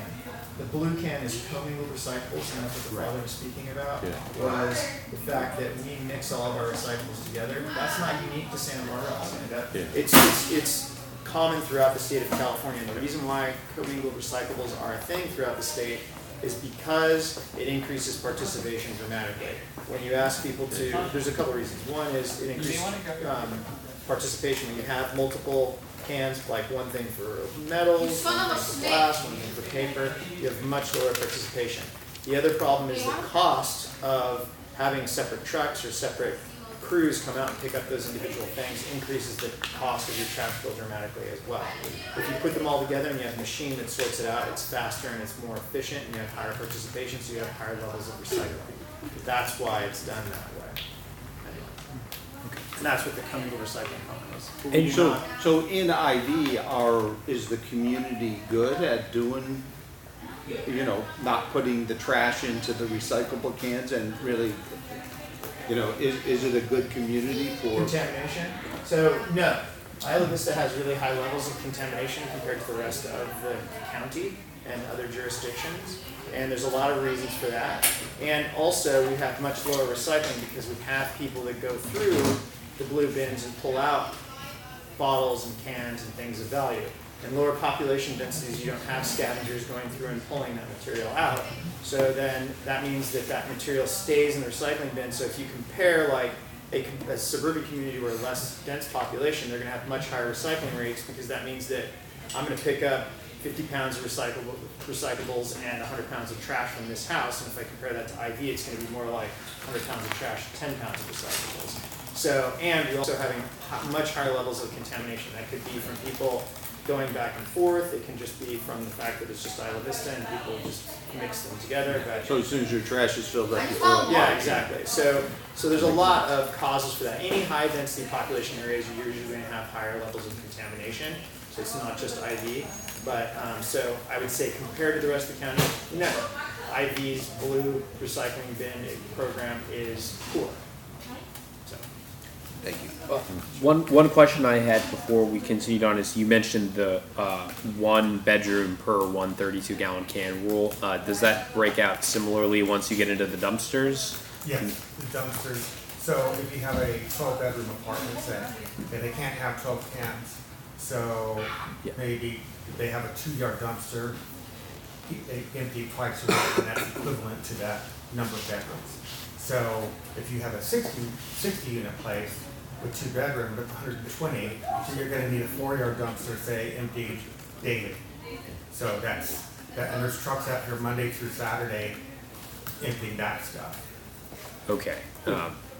Just one more on the recycle. If you have a dumpster, is the recycling separate? Is the recyclable material separate from the trash? Yes. So they have 2 dumpsters? Oh, okay. I don't think they have recycled on staff. That's more for commercial. Yeah, you only have cans or carts for apartment buildings, recyclables, because usually it's a much lower percentage. Oh, okay. But we do have recyclable dumpsters for businesses, and that's common even in IV, but throughout the county and throughout the state. Thanks. Sorry. Somebody had a question. With that, I'll go to Jay, and then I'm going to open up public comment. So, the comment came up earlier about the idea of, it's come up about trying to take over trash from the county. And that is an idea that I brought to this board and was trying to push, and I would like to defend it for a second. All right, so one of the big ideas of why we constructed this district, and one of the big reasons why we are looking at the powers that we do, is because we want to have more local control, we want to have more progressive pushes on things that we've seen the county be more conservative. We want to be able to provide specific targeted local education. And to the extent to which our board is able to work on those things when we don't have the relevant power is limited. So for example, if we wanted to spend a lot of time thinking about how to do local education pushes for things like recycling and composting using the tax dollars that we've taken in for the 8 powers that we have, we're very limited in that unless we take on the trash power. I then want to point out, because when it's come up about taking on the trash power in the past, there's been a lot of misunderstanding and confusion. The county does not do trash.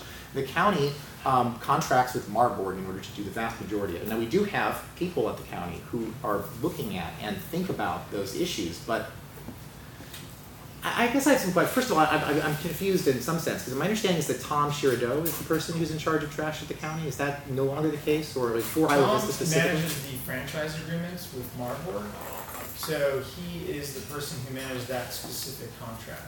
But as far as code enforcement, that's something that Brad and I deal with. You're the code enforcement. But I also manage the contracts that deal with all recycling for the county, including most of the cities of Santa Barbara and Toledo.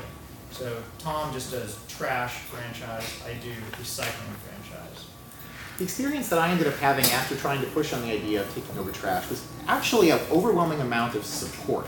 I did not get the support from this board at the time, but I've had students, student leaders, I've had multiple UCSD staff, I've had professors contact me, sending me emails, asking to try to work on things, issues in order to actually make that happen. Local business owners, I've had other experienced government officials and staff members pushing on the idea that we should do this. It has in some sense been demoralizing though, because I don't know what, I get all the support and I have to tell them that, well, it was tabled until we're a going concern. Well, it was pushed off and for this goal here. Well, maybe we can bring this back. Oh, actually it sounds like we're getting support. Oh, it sounds like people are saying that, oh, maybe we can actually do this. Maybe it can actually be on our long-term goals. And now I hear again today, oh, well, maybe we shouldn't do it. Maybe we should go and just attempt to work more with the county. So I then will then say that I feel like a lot of times we have been attempting to work with the county. I have been at many meetings where there's been pushes on those trash cans on per goal. I have myself pushed many times on the issue to the point again where I get demoralized about trash and I just kind of stopped after a while. But it was like years of pushing on the idea. There are business owners that want to put, you mentioned business owners and that want to put trash cans in front of their location, but they have been unable to figure out how to coordinate with the county the idea that they should maybe get to put a trash can there. They will staff it because they're so upset about the fact that the county isn't, either with Marburg or the county road, isn't emptying those trash cans. And then they end up going through 3rd District staff. They try to go through me to go contact the people. I have meetings with Tom. I try to bring all of this up. And then years later, we still have overflowing trash cans that are all broken. We still have business owners who are wondering why they aren't getting contacted about being able to have trash cans, and we still have the exact same problems.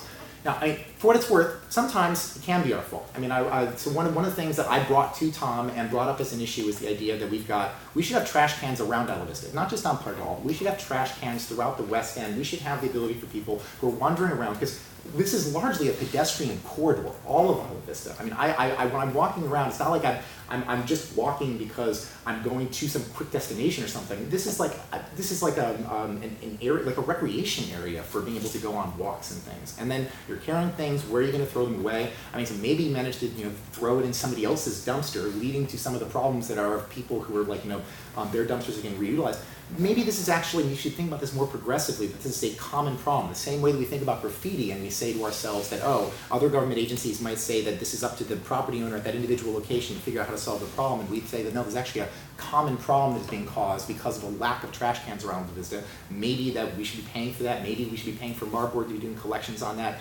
I think there's a lot of opportunities to making changes there. I've seen the county agreements, so not the ones that you're in charge of, but the ones from Tom, and I've got copies of those contracts. And one thing that I noticed from that is that the county has not, the county actually has the lowest franchise fee with Marburg of anywhere in the county. It's weird to say that, but it's like of all the cities and other districts that have negotiated with Marburg, we are receiving from Marburg a fraction of the amount of franchise fee that is charged from them in order to grant them the monopoly that they have. It's interesting to me that we don't spend more time trying to work on that and negotiate that. Particularly then, I'm going to poke out municipal composting, because that's something where I've had people from EAB, associated students, staff members of UCSD coming to me complaining year after year, saying one time that they actually set up a program. They were really excited. I remember at the beginning of it, how excited they were that the county was going to be working with them on contacting local business owners. Actually, I should take one step back and say that was soon after I brought up the idea of taking over trash. We get suddenly people in the audience from the county caring momentarily. Suddenly we got an opportunity where they're able to work with EAB in order to actually work on trash issues. And then the associated students, people are excited by the fact that we're actually going to be able to finally, we've got people from the county who are working on this with us. And then I talk to them a year later, and I find out that the entire program fell apart because the people at the county weren't actually working with them, and that they've now decided to reboot the program as a student-only program because it's not worthwhile working with the county. Because that's the experience that I have felt. That's the experience that people at EAB, associated students, staff members, professors, that's the experience that essentially everyone has been having dealing with county trash. And I appreciate the fact that when we bring up an issue like this and there's a threat that people end up coming here, but I wish that was not the case. I wish it was that when we brought up these issues at all the meetings we've brought up these issues before, that we have proactive pushes to get fixed trash cans, more trash cans, composting. As far as like progressive issues, conversation I was having with Tom is that other areas, including the city of Santa Barbara, have a subsidy program for business composting. What they do is they make it so that they charge more if you're just going to throw all that stuff away, and then in order to make it so that they can temporarily reduce the cost of getting the composting in, such that when you get enough of the businesses who then all start to sign up for composting and are now incentivized to divert their waste to composting, you now have the cheaper route that can come through, and you can actually bring the prices back in line. City of Santa Barbara, super excited about this. People I talked to at the City of Santa Barbara, super happy with how it's going. Think that we should be doing something similar to that in our area. Talk to somebody like Tom, and Tom simply tells me, no, that's not really how we think about it at the county. We prefer to have it so that the cost simply matches what the service is being offered. And at that point, you get deadlock where we're never going to be able to actually get over that hump in order to get to that composting option. So that's why, like, when I sit here and I hear them this concept of, oh, well, maybe it's not that big a deal, maybe we should do this. Sure, I mean, I guess I can do this again and see how frustrating it ends up getting. Maybe if we have an organized committee here and we organize to hold feet to the fire, maybe it can be a little better. But I still think that we should really push on the idea of taking over trash from the county if at all possible. Thank you, Jay. With that, I'm gonna allow you, I think you've got your hand up, and then I'll open up general public comment. Well, I just wanted to comment that I'm not here to defend my job, because I'll still have a job even if IV takes over trash, and so will Brad. So You might just contract I'm back with not you, here so, to defend the county or say like, oh, don't take it away from the county, because that's never my agenda. I do what the county tells us to do to some degree, and if I'm here because when I come to these meetings, I think sometimes there's a lot of misconceptions about what the county does or does not do. And I just wanted to make sure that if anybody had any questions that we could answer that. And if the CSD wants to take over trash, I totally applaud that. I think there is a lot more that could be done. And I don't want to make this Lincoln Douglas debate, so I won't respond to every issue, but all of the issues that you brought up are very good ones, and they can be done, and they just cost more money.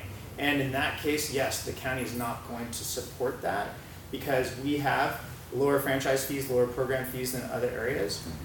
And that means we also have lower trash prices than other areas. Santa Barbara City pays tremendously higher trash costs than the county does. And because they have those higher costs, they have more staff and they have more programs that they're able to do. So if we wanted to do that, perhaps the CSD could have a surcharge or take over trash, as Director Freeman is suggesting, and then you could do all of these things. And it just is a matter of spending the money to do that. And as far as the Pardell cans, I mean, I just want to reiterate that those are orphans. They were established by the redevelopment agency, as Mr. Geis referred to, and then all of the jurisdictions and all the different agencies, general services, our division, they're all saying, well, that's not really something that we can take on unless we increase people's rates, because we can't just pay for that. But what we have done is we've negotiated with Marburg to make sure that it's collected twice a week. And I think that for the most part, those cans' problems of overflowing has declined as a problem. And it could be a problem that's coming again this year, but just so you know, I mean, working with ASB, we've done many successful campaigns with ASB over the years. I know I have personally, and every year we have a new set of students. And so every year, Isla Vista is born again anew on the ASB front, and so we have to start over again from scratch. So, you know, I just want to keep those things in mind, and I just want to make sure that we realize that Brad and I are not here as an adversarial position. We don't have any problems with the CSD or even the CSD taking over trash. That's perfectly fine. I just wanted to be clear that we do some things that maybe people aren't aware of, and then also I just wanted to make sure that if there was any questions that we could answer them. Thank you for that. Sure. Okay, I'm going to open up general public comment. I'm going to go to Mark and then Scotty in the back. Thank you. The notes I have written is that there's a number to call you guys, and I tried Googling that number and I couldn't find it. So if that could be provided to the public, I would really appreciate that as a community member who may call that number one day. Second thing I have is I know that UCSB and probably the county do a lot of geospatial imagery of the area, and maybe potentially using that data to look at continual problem trash areas might be a useful use of technology that and data that already exists. I don't know anything about this stuff, so I'm just presenting that out in the open. If someone else maybe could, take that on or knows anything more than I do. And the last thing is this, just speaking from a personal experience where I live, is I have these 32-gallon trash cans, and most of the trash that collects on the ground around it is from probably a combination of the wind, seagulls, and probably raccoons, although I haven't seen them. And I just want to understand what is the, I have some lids for my trash cans, and I don't have some lids for my other trash cans. I'm just wondering if there's any, if anyone knows. Yeah, Smart board, is yeah, just so a smart board, yeah. part. They'll deliver what you need. Yeah, got They'll it. replace anything And that's broken. to follow up on that, my understanding is there's an ordinance that requires you to keep your trash cans closed. Is that correct? That's correct. And that's something that is being, what's the enforcement look like on that? That one's a hard one, because they come and they go. The one tenant empties the trash, puts the thing down, the lid's down, the next tenant comes up and goes like that. There's no way for me to enforce that rule, because the guy walking down the street picks up the thing, throws the thing in and drops it. You can't write somebody a ticket that somebody else took off their trash can and they didn't even know it. So that's just one of those impossible ones. If you do write a ticket, who does the ticket go to? For, say, a couch or something of that nature, the property owner. Any of you could go to the property owner. Any citation I write. I mean like if you wrote a citation on the lid. On what? That the lid, if the lid was Property up, owner. it would go to the property owner, okay. No, you're right, thanks for a second. So yeah, I personally, like, I have like 7 32-gallon trash cans, which is too much to begin with, and I have like 2 lids for them. And so, is it required that my 32 gallons also have a lid on them? Okay, it is. And then to get more lids, is that more work? Okay. Thank you, I appreciate it. Okay, in the back. Michael B., long-term community resident. I wanted to point in a different direction. And that direction is building constructive social pressure or constructive peer pressure. Will and Garrett have participated in some of John Foran's classes, sociology professor John Foran, and they've been experimenting with a program called Pool Blocks. I know Santa Barbara City is interested in implementing Pool Blocks. Pool Blocks is a block by block program where you get a block captain and participating households, and people support one another in reducing their carbon footprint. They have an online carbon calculator, but it can be used for a lot of other things in addition to reducing carbon footprint. And one of the things I was so excited to see was the extent to which so many people are really ready to be responsible, but they just don't know how. And with that peer support piece in place, things can really start to rock and roll. It's not going to reach everybody, but it could really reduce a lot of these problems. And a lot of these problems are cultural problems. I think if we could do sensitive, attuned, culturally appropriate outreach to the recycling community, some people might be, if they understood the consequences of just tearing open trash bags and leaving trash in recycling containers, they might change their practices a little bit. Can't ask too much, but and a lot of the overflow problems I think come from people just not breaking down cardboard boxes. It's a simple thing to break boxes, but very few people bother to do it, and that could be supported through the university and through orientations by property managers when they're having their introductory conversations with tenants. Thank you for that, Mike. Right over here. My name is Corey, and I just had a question as to what options there are for Isla-Vistans in regards to large item waste, such as like mattresses and couches and such.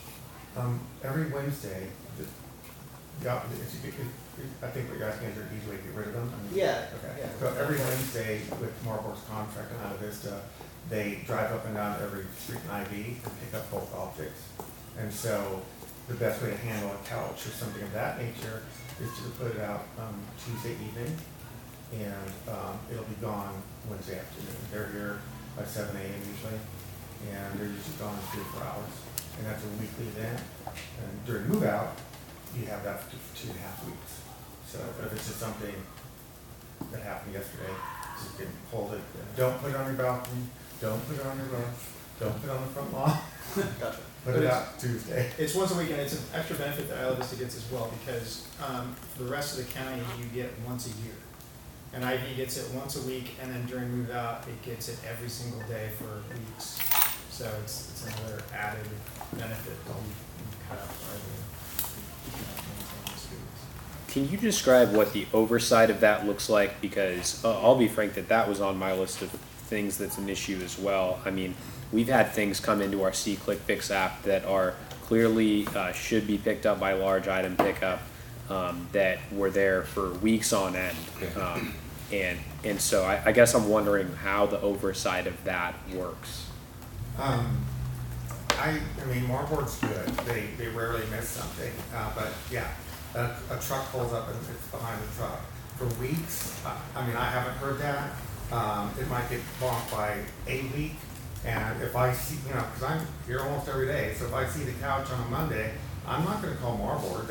I know they're going to get it. And on Thursday, it's gone. But if that occurs, if you see something that's missed, you just call Marborg and say, you missed it. And they'll put it on the list, and it'll be gone the next Wednesday. So they're really good usually about it. Okay. One thing on the can lids, I'm slow to think, but I do. When I'm driving down a street and I see an overflowing problem, somebody was describing the trash on the ground that's brought out by whatever, and it just raises it up. And I go by one of these things, what we call a corral, and all of a sudden it's 3 feet above ground level. Well, there's a reason for that, because there's 4 yards of trash underneath it. And so in part of that process of fixing that, I also make sure that they get new lids. I mean, if I can, because they'll say, well, we don't have any lids. I'm call Marborg. So, if I see these things of the lid and the 4 feet above a 4-yard dumpster, I'm on it. So the problem will get taken care of. Thank you for that. Okay. I'm going to bring it back to the board. I think we've had a lengthy discussion about this, and I do want to say, just speaking for myself in response to Director Freeman's comments, that I don't think anything is off the table for me personally in regards to what we do to tackle this problem. I think it's clear from some of the testimony tonight that there are a lot of issues that need to be solved, and that we don't have all the information in terms about how the contract works with Marborg, in terms about what is actually happening on the ground with Marborg. And I would propose that I think a good way of moving forward is for us to compile a report and do some research and bring something back to the board so that we can have a more informed discussion about this. I know this is a little bit difficult of timing just since we've got so many other things going on, but I challenge the board also to go out and solicit more feedback from the community, because I think that while it seems like we've got the ear of the two guys who are the guys with the plan and can help us and can help coordinate things in a better way, we need to have more facts in order for us to move forward one way or another. So I like Bob's suggestion of committee. I think that might be too formal for the time being, and I'd say that we direct staff to sort of compile a report about the nature of the contract with Marborg in regards to Isla Vista, the fees that property owners are paying, and sort of get a better idea of the role of Brad and of, I'm sorry, your name starts with a C and I keep forgetting it. It's weird. And to continue opening up the dialogue, because I think there's a lot for all of us to learn. I know, or at least speaking just for myself. And so I would ask everyone to entertain that as a motion. Well, what was the language of our long-term planning issue of this 5.5? What was it? It was to promote better coordination, I believe is the language. Yeah, it's pretty much what's in the item, but let me read it verbatim real quick if my computer would move a little faster with the Wi-Fi. Here it is. Work with community stakeholders. No, that's not the one. Support. So the current year goal is to support the Isla Vista Beautiful program to keep public infrastructure clean and better coordinate waste disposal. And then the long-term goal is to collaborate with local stakeholders to reduce waste, increase sustainability, and better coordinate waste disposal in Isla Vista. And I think that is, my proposal is in line with that goal. I would say that one of the things that you brought up is sort of the engagement with associate students and other student groups. And I really see, while I would really like to see some of those efforts institutionalized, some of the best student energy that we have here in terms of providing services is done by groups like the Isla Vista Compost Collective, which is out there sort of just on their own, helping coordinate compost and collecting it and dropping it off. And those are the types of things that I think, given institutional support, could really take off. And there's something nice about doing it in this grassroots fashion, that you get to save a lot of money, and I think it's more fun for those involved. However, I think that we're at a place where everything waste related is important right now. The degradation of our environment is continuing, and we can't sit here and hear things like Isla Vista has one of the worst recycling rates in the county, and sit idly and not do anything about it. So I guess I open it up for everyone else. I just don't see how we're gonna get from point A to point B. If we're looking at better coordination with the county, us doing a report, I'm not sure what that's gonna accomplish. I'm not sure, without opening up a dialogue with the county, how we're gonna have a good discussion about replacement of cans on Part All, if that's what needs to be done. I brought up the problem. I know the redevelopment agency bought those and installed them, and now they're all trash. And it should be the county's responsibility to replace those, but as they're saying, everybody's pointing the finger at each other and it's not getting done. And the lids don't get fixed, and whether 2 times a week pickup, I couldn't even figure out if it was 2 times a week pickup. We need a better coordination somehow with the county, and it's epidemic on other things too, that when redevelopment went away, everything got fractionalized at the county, and all those programs that we started in redevelopment, some of them have fallen by the wayside. And so I'm not quite sure how to bring that back. I'll keep brainstorming myself, but I just think that, especially on solid waste, I don't think I have enough knowledge yet about what the county's programs are and how they regulate waste and IV. I learned a lot today though, and so I'm just not sure how to get. I think the Click Fix is a good tool that we could show these guys and say, hey, would this work better? At least on Click Fix, we could have solid waste number, or we could have Marburg's number and say, hey, if you see a problem with trash, call these 2 numbers. You don't, go right directly to the source. Don't report it from us to them. If that information's out there, to better communicate how to get stuff fixed. And I think it's, I've tried to call the county too, and I don't know who to call. So they're big. And I see that as really low-hanging fruit, better coordination through the app, which, not to put certain people on blast, but we have been told from senior people in the county that they don't want to get on C-Click Fix because they're concerned about the fact that it might generate a lot of requests. And those are the kinds of things that I think that we really need to overcome if we're going to provide better services. But we didn't hear that from solid waste. We heard that. We did not hear that from solid waste, and I want to be clear, it's not these 2 folks in in front front of of public us. works, so we did hear other public works. Yeah. So, but I think that this is really low-hanging fruit, and it sounds like you're very open to getting more requests when there are issues at hand, which I really appreciate. Okay.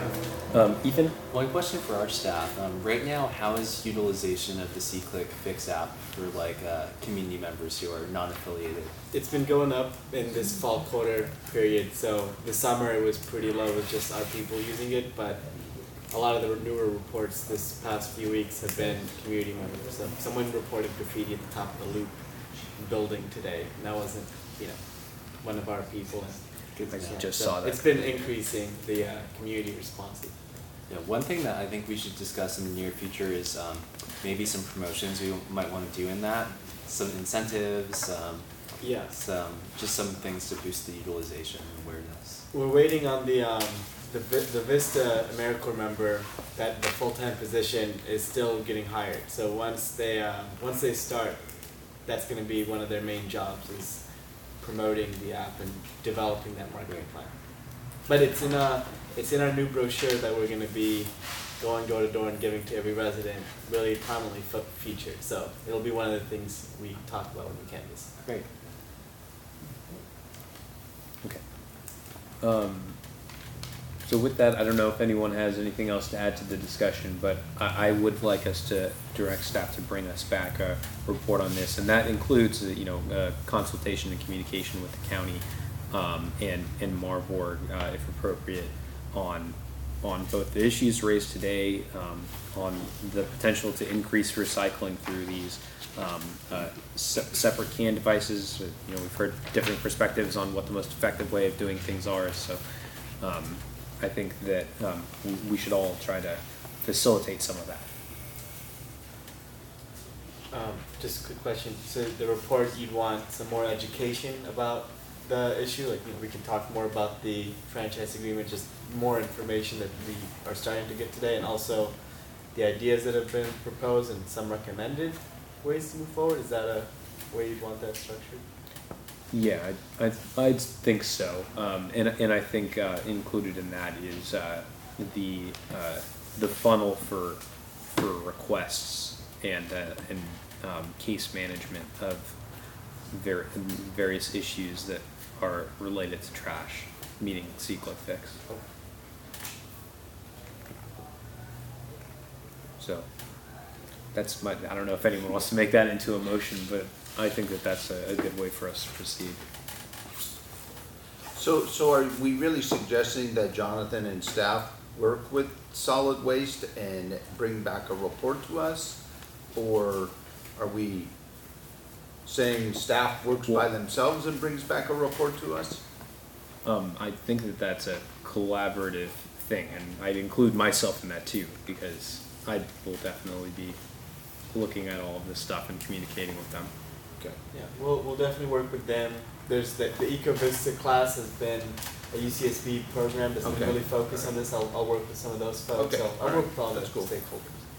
So this is just an analysis on resource recovery and all this stuff. Yeah, and basically like what the current state is, some of the current ideas, some of the current problems we got to overcome, and some ways we can start moving on them.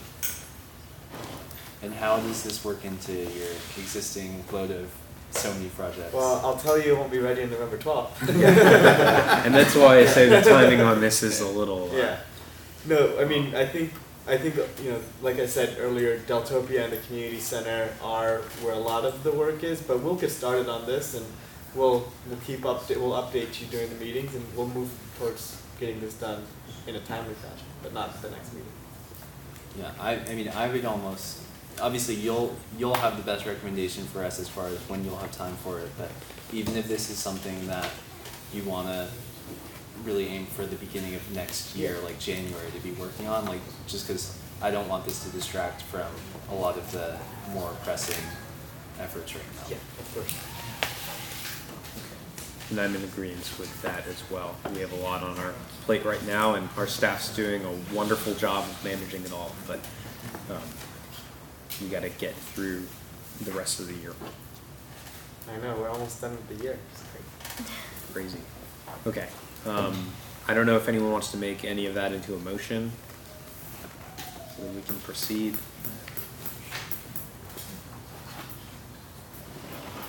Do we need a motion?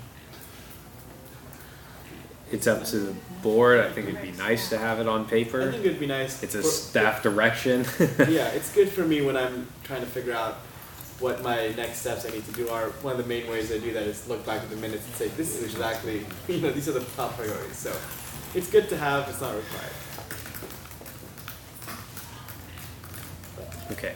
Well, I think what you're saying is we want to direct staff to continue to follow our planning document that we, improve or seek to improve the coordination of waste collection in Isla Vista with the various stakeholders, both, UCSB, solid waste, whoever else is doing waste collection. Okay. Our recyclers. Okay, it feels to me like we're either going to take a vote to continue looking into this, or we're just going to let this continue to be a broad goal. And I don't see how we can proceed without some sort of formal direction. So was Bob saying not sufficient? If not, I've got something I've typed up that may or may not be okay. Go ahead. Or was Bob I was sort of making I'm just trying to help it along. All right, maybe, I don't know if this is sufficient, because I don't know if I've tracked all the things we're trying to do, but I moved to direct staff to prepare a report on solid trash issues in Isla Vista, including the current status of contracts and waste collection and communication with the county and the university. You want to text that to me, please? Sure. Most efficient way of doing things. I like this. And I might add Marburg as a part of that. Oh, good call. Very good call. County, Marburg, and university. Okay, so there's a motion on the table. Is there a second? I'll second. Okay, and second it. Okay, is there any other public discussion about this? Okay, thank you everyone for coming out tonight and voicing your opinions on it. We really appreciate it, and thank you to County Waste Resource. What is it? Can you state the division name? Waste. Sure, it's Resource Recovery and Waste Management. Resource Recovery and Waste Management. Okay. Of Public Works, which is a mouthful. It is a mouthful, but we do a lot. We do the lighting districts here, and we also do sanitation and sewage in the North County. So we do a lot of different things. Well, we appreciate your engagement with the issue, and we'll continue to be in communication. Sure. Okay. I'm going to bring it to the board, and we're going to take a vote. All those in favor? Aye. Any opposed? Any abstentions? Okay, motion passes 7-0. Thanks, everyone. We are looking forward to having that back probably early next year. Okay, with that, we'll move into item 5, reports. First is from members of the board. Any members of the board have reports? I'm going to report that I have to excuse myself because I'm illegally parked across the street. And I do not want to be one of those scofflaws from out of town who comes and breaks the laws. So I have to move my car. I want to let you know I got towed last week. Yeah. I'm happy to offer Mosier for community meetings, no charge. I realize that there's a parking charge over there, but it does seem like the parking here is an obstacle to attend these meetings, and Thanks for coming, Corey. And the distractions going on all the while. It's fun, and I love children.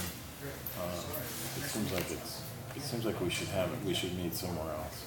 It's difficult because we need to meet within the district. You have to meet within the district? Damn. So if you're proposing we annex the university, is that what I'm hearing? Are you offering? Here we go. In order for us to have the meetings at. Well, do you want me to check into IB Theater? If we can do that for no cost, because I know it could be a little pricey. Let me see what I can find in. Yeah, that would be good. Or we could meet at the community center, right? Isn't it Possibly. open? Possibly. Isn't it open? 12th, possibly. It can't, but we can't have a meeting now there? I can check. I mean, it's officially open, right? It's officially, It's no? not official. It's not? And Okay. we're not, supposed to be it's not November our, 12th. we're not tenants there yet. We have not signed there. Oh, okay. All right. Well, why don't we just squat? Okay, sorry, my apologies. Okay. All right. Are there any other members of the board with a report? Bob? I just want to say, last week I couldn't come, and I watched the meeting on tape, and it was really good. It was really easy to watch. It was two different screens, the board on one, the audience on the other. It would help if there's a little label to say board and audience, or however we say, or public, But, if I knew who everybody was, because I'm used to coming to the meetings and I knew the situation of the rooms, but it just worked really well, and I didn't miss a beat, and for new technology like that, it usually has problems, but that worked really well. So, and I don't know if we're live on that, or Jay, did you develop that? I did. I developed You all did? the software that we're running on. That's that. really good job. Yeah. It really is cool. Jay It and would I- cost us a lot of money to have that developed. Jay and I are talking about transitioning this to the district. To the formally. district, yeah. That'd be cool. So. Excellent.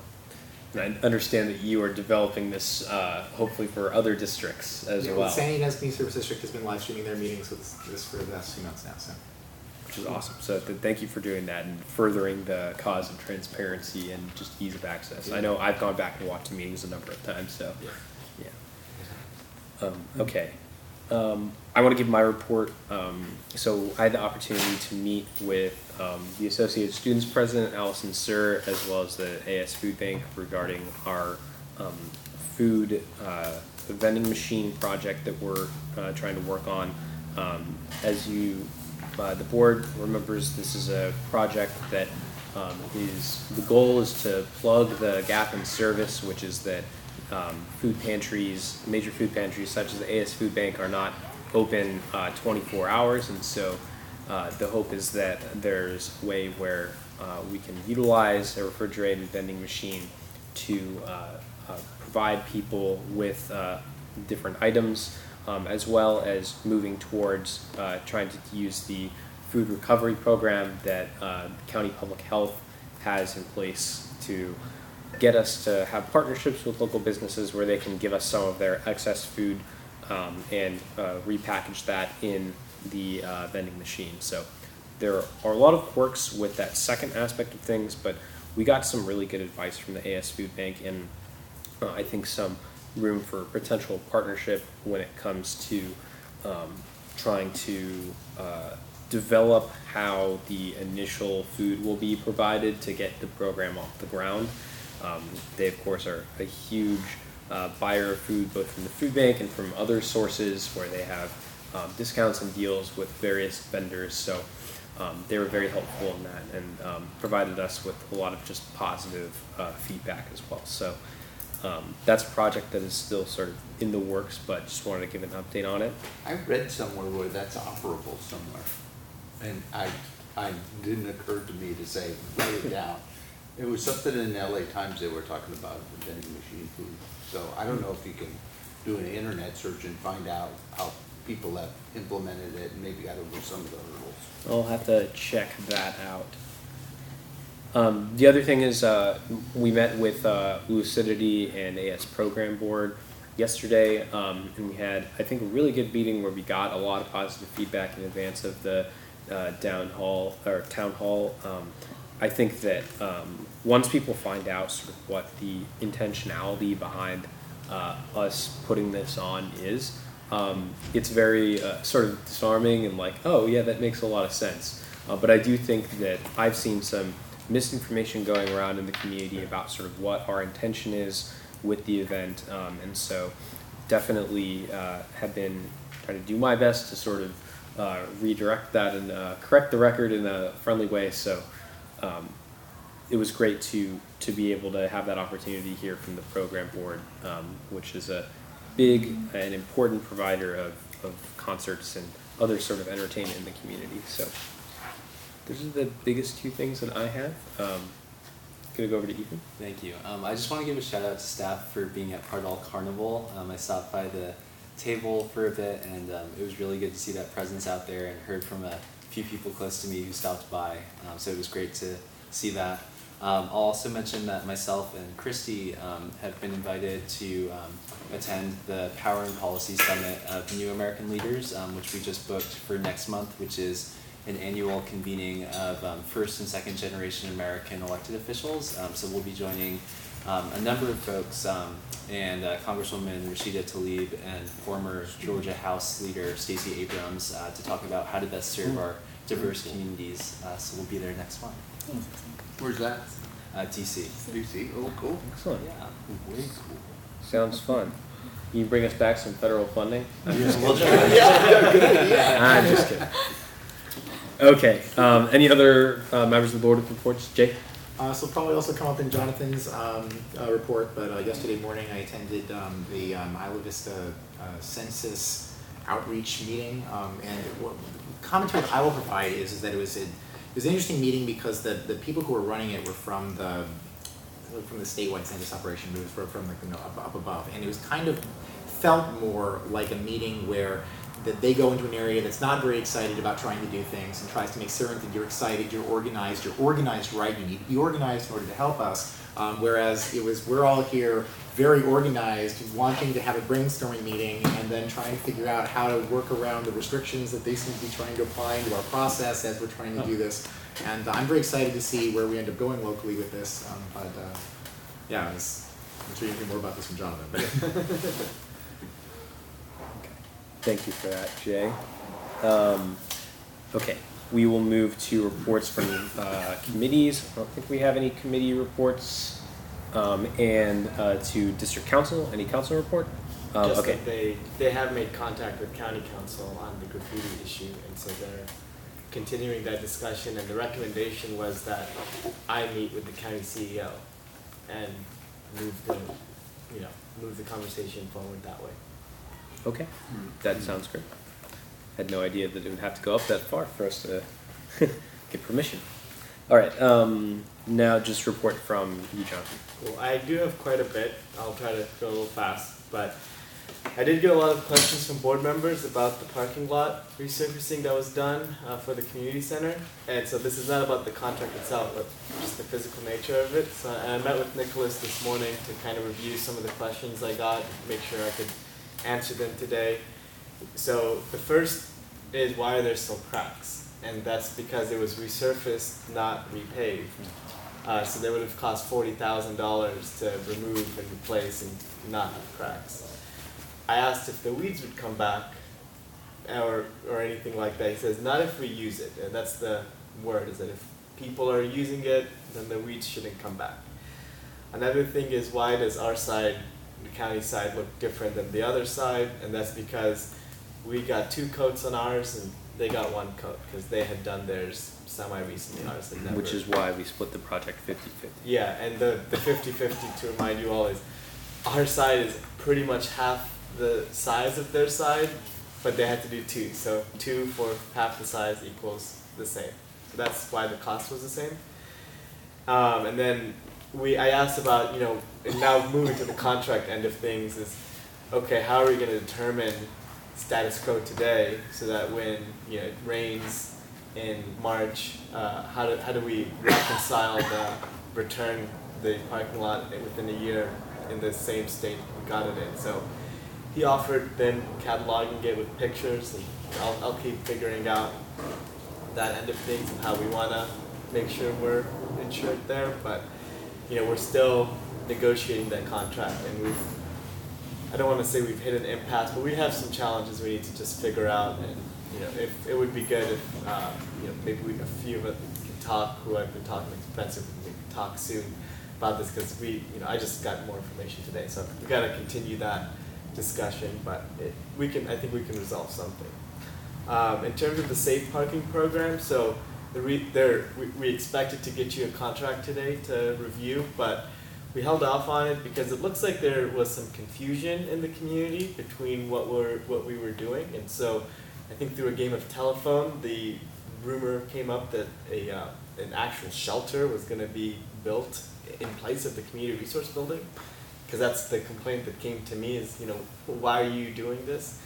And so I realized that maybe we were going to have safe parking, Cassie from New Beginnings meet with the tenants in our building and the business owners who are adjacent to our parking lot, just to talk more about this specific program and how it works, just to assuage any concerns.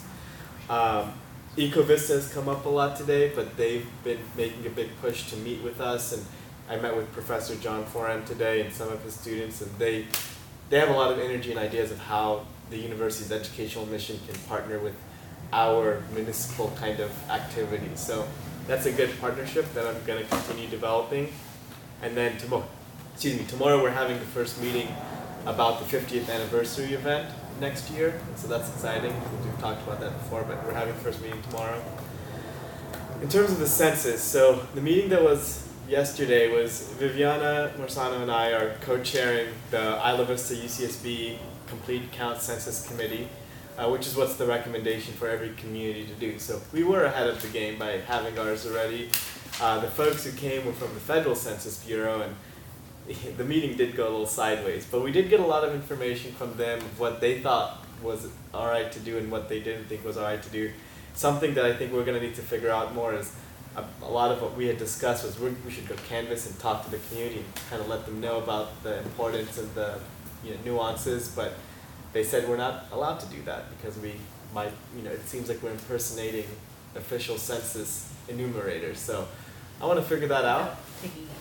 Yeah, without taking the oath and all that. So I think I need to figure that out more because they kept saying you can just do promotion for your community. That's what your job is. But to us, promotion is going door to door and talking to people. So I need to figure that out. But one thing I did get, and one thing that'll be at the next agenda item, on the next agenda, is the county is giving out grants to help fund census activities. And so Deborah and I are talking about how we would want to structure our grant and what we would want to ask for. And we're thinking right now some advertising dollars and also some funding to pay for one of our interns that we would have anyways, and then maybe help dedicate them for the first half of their employment towards organizing around the census and getting the word out about that. So we'll get the grant back to you. It's due November 14th, so if we could get it approved on November 12th and get it submitted, that'd be great.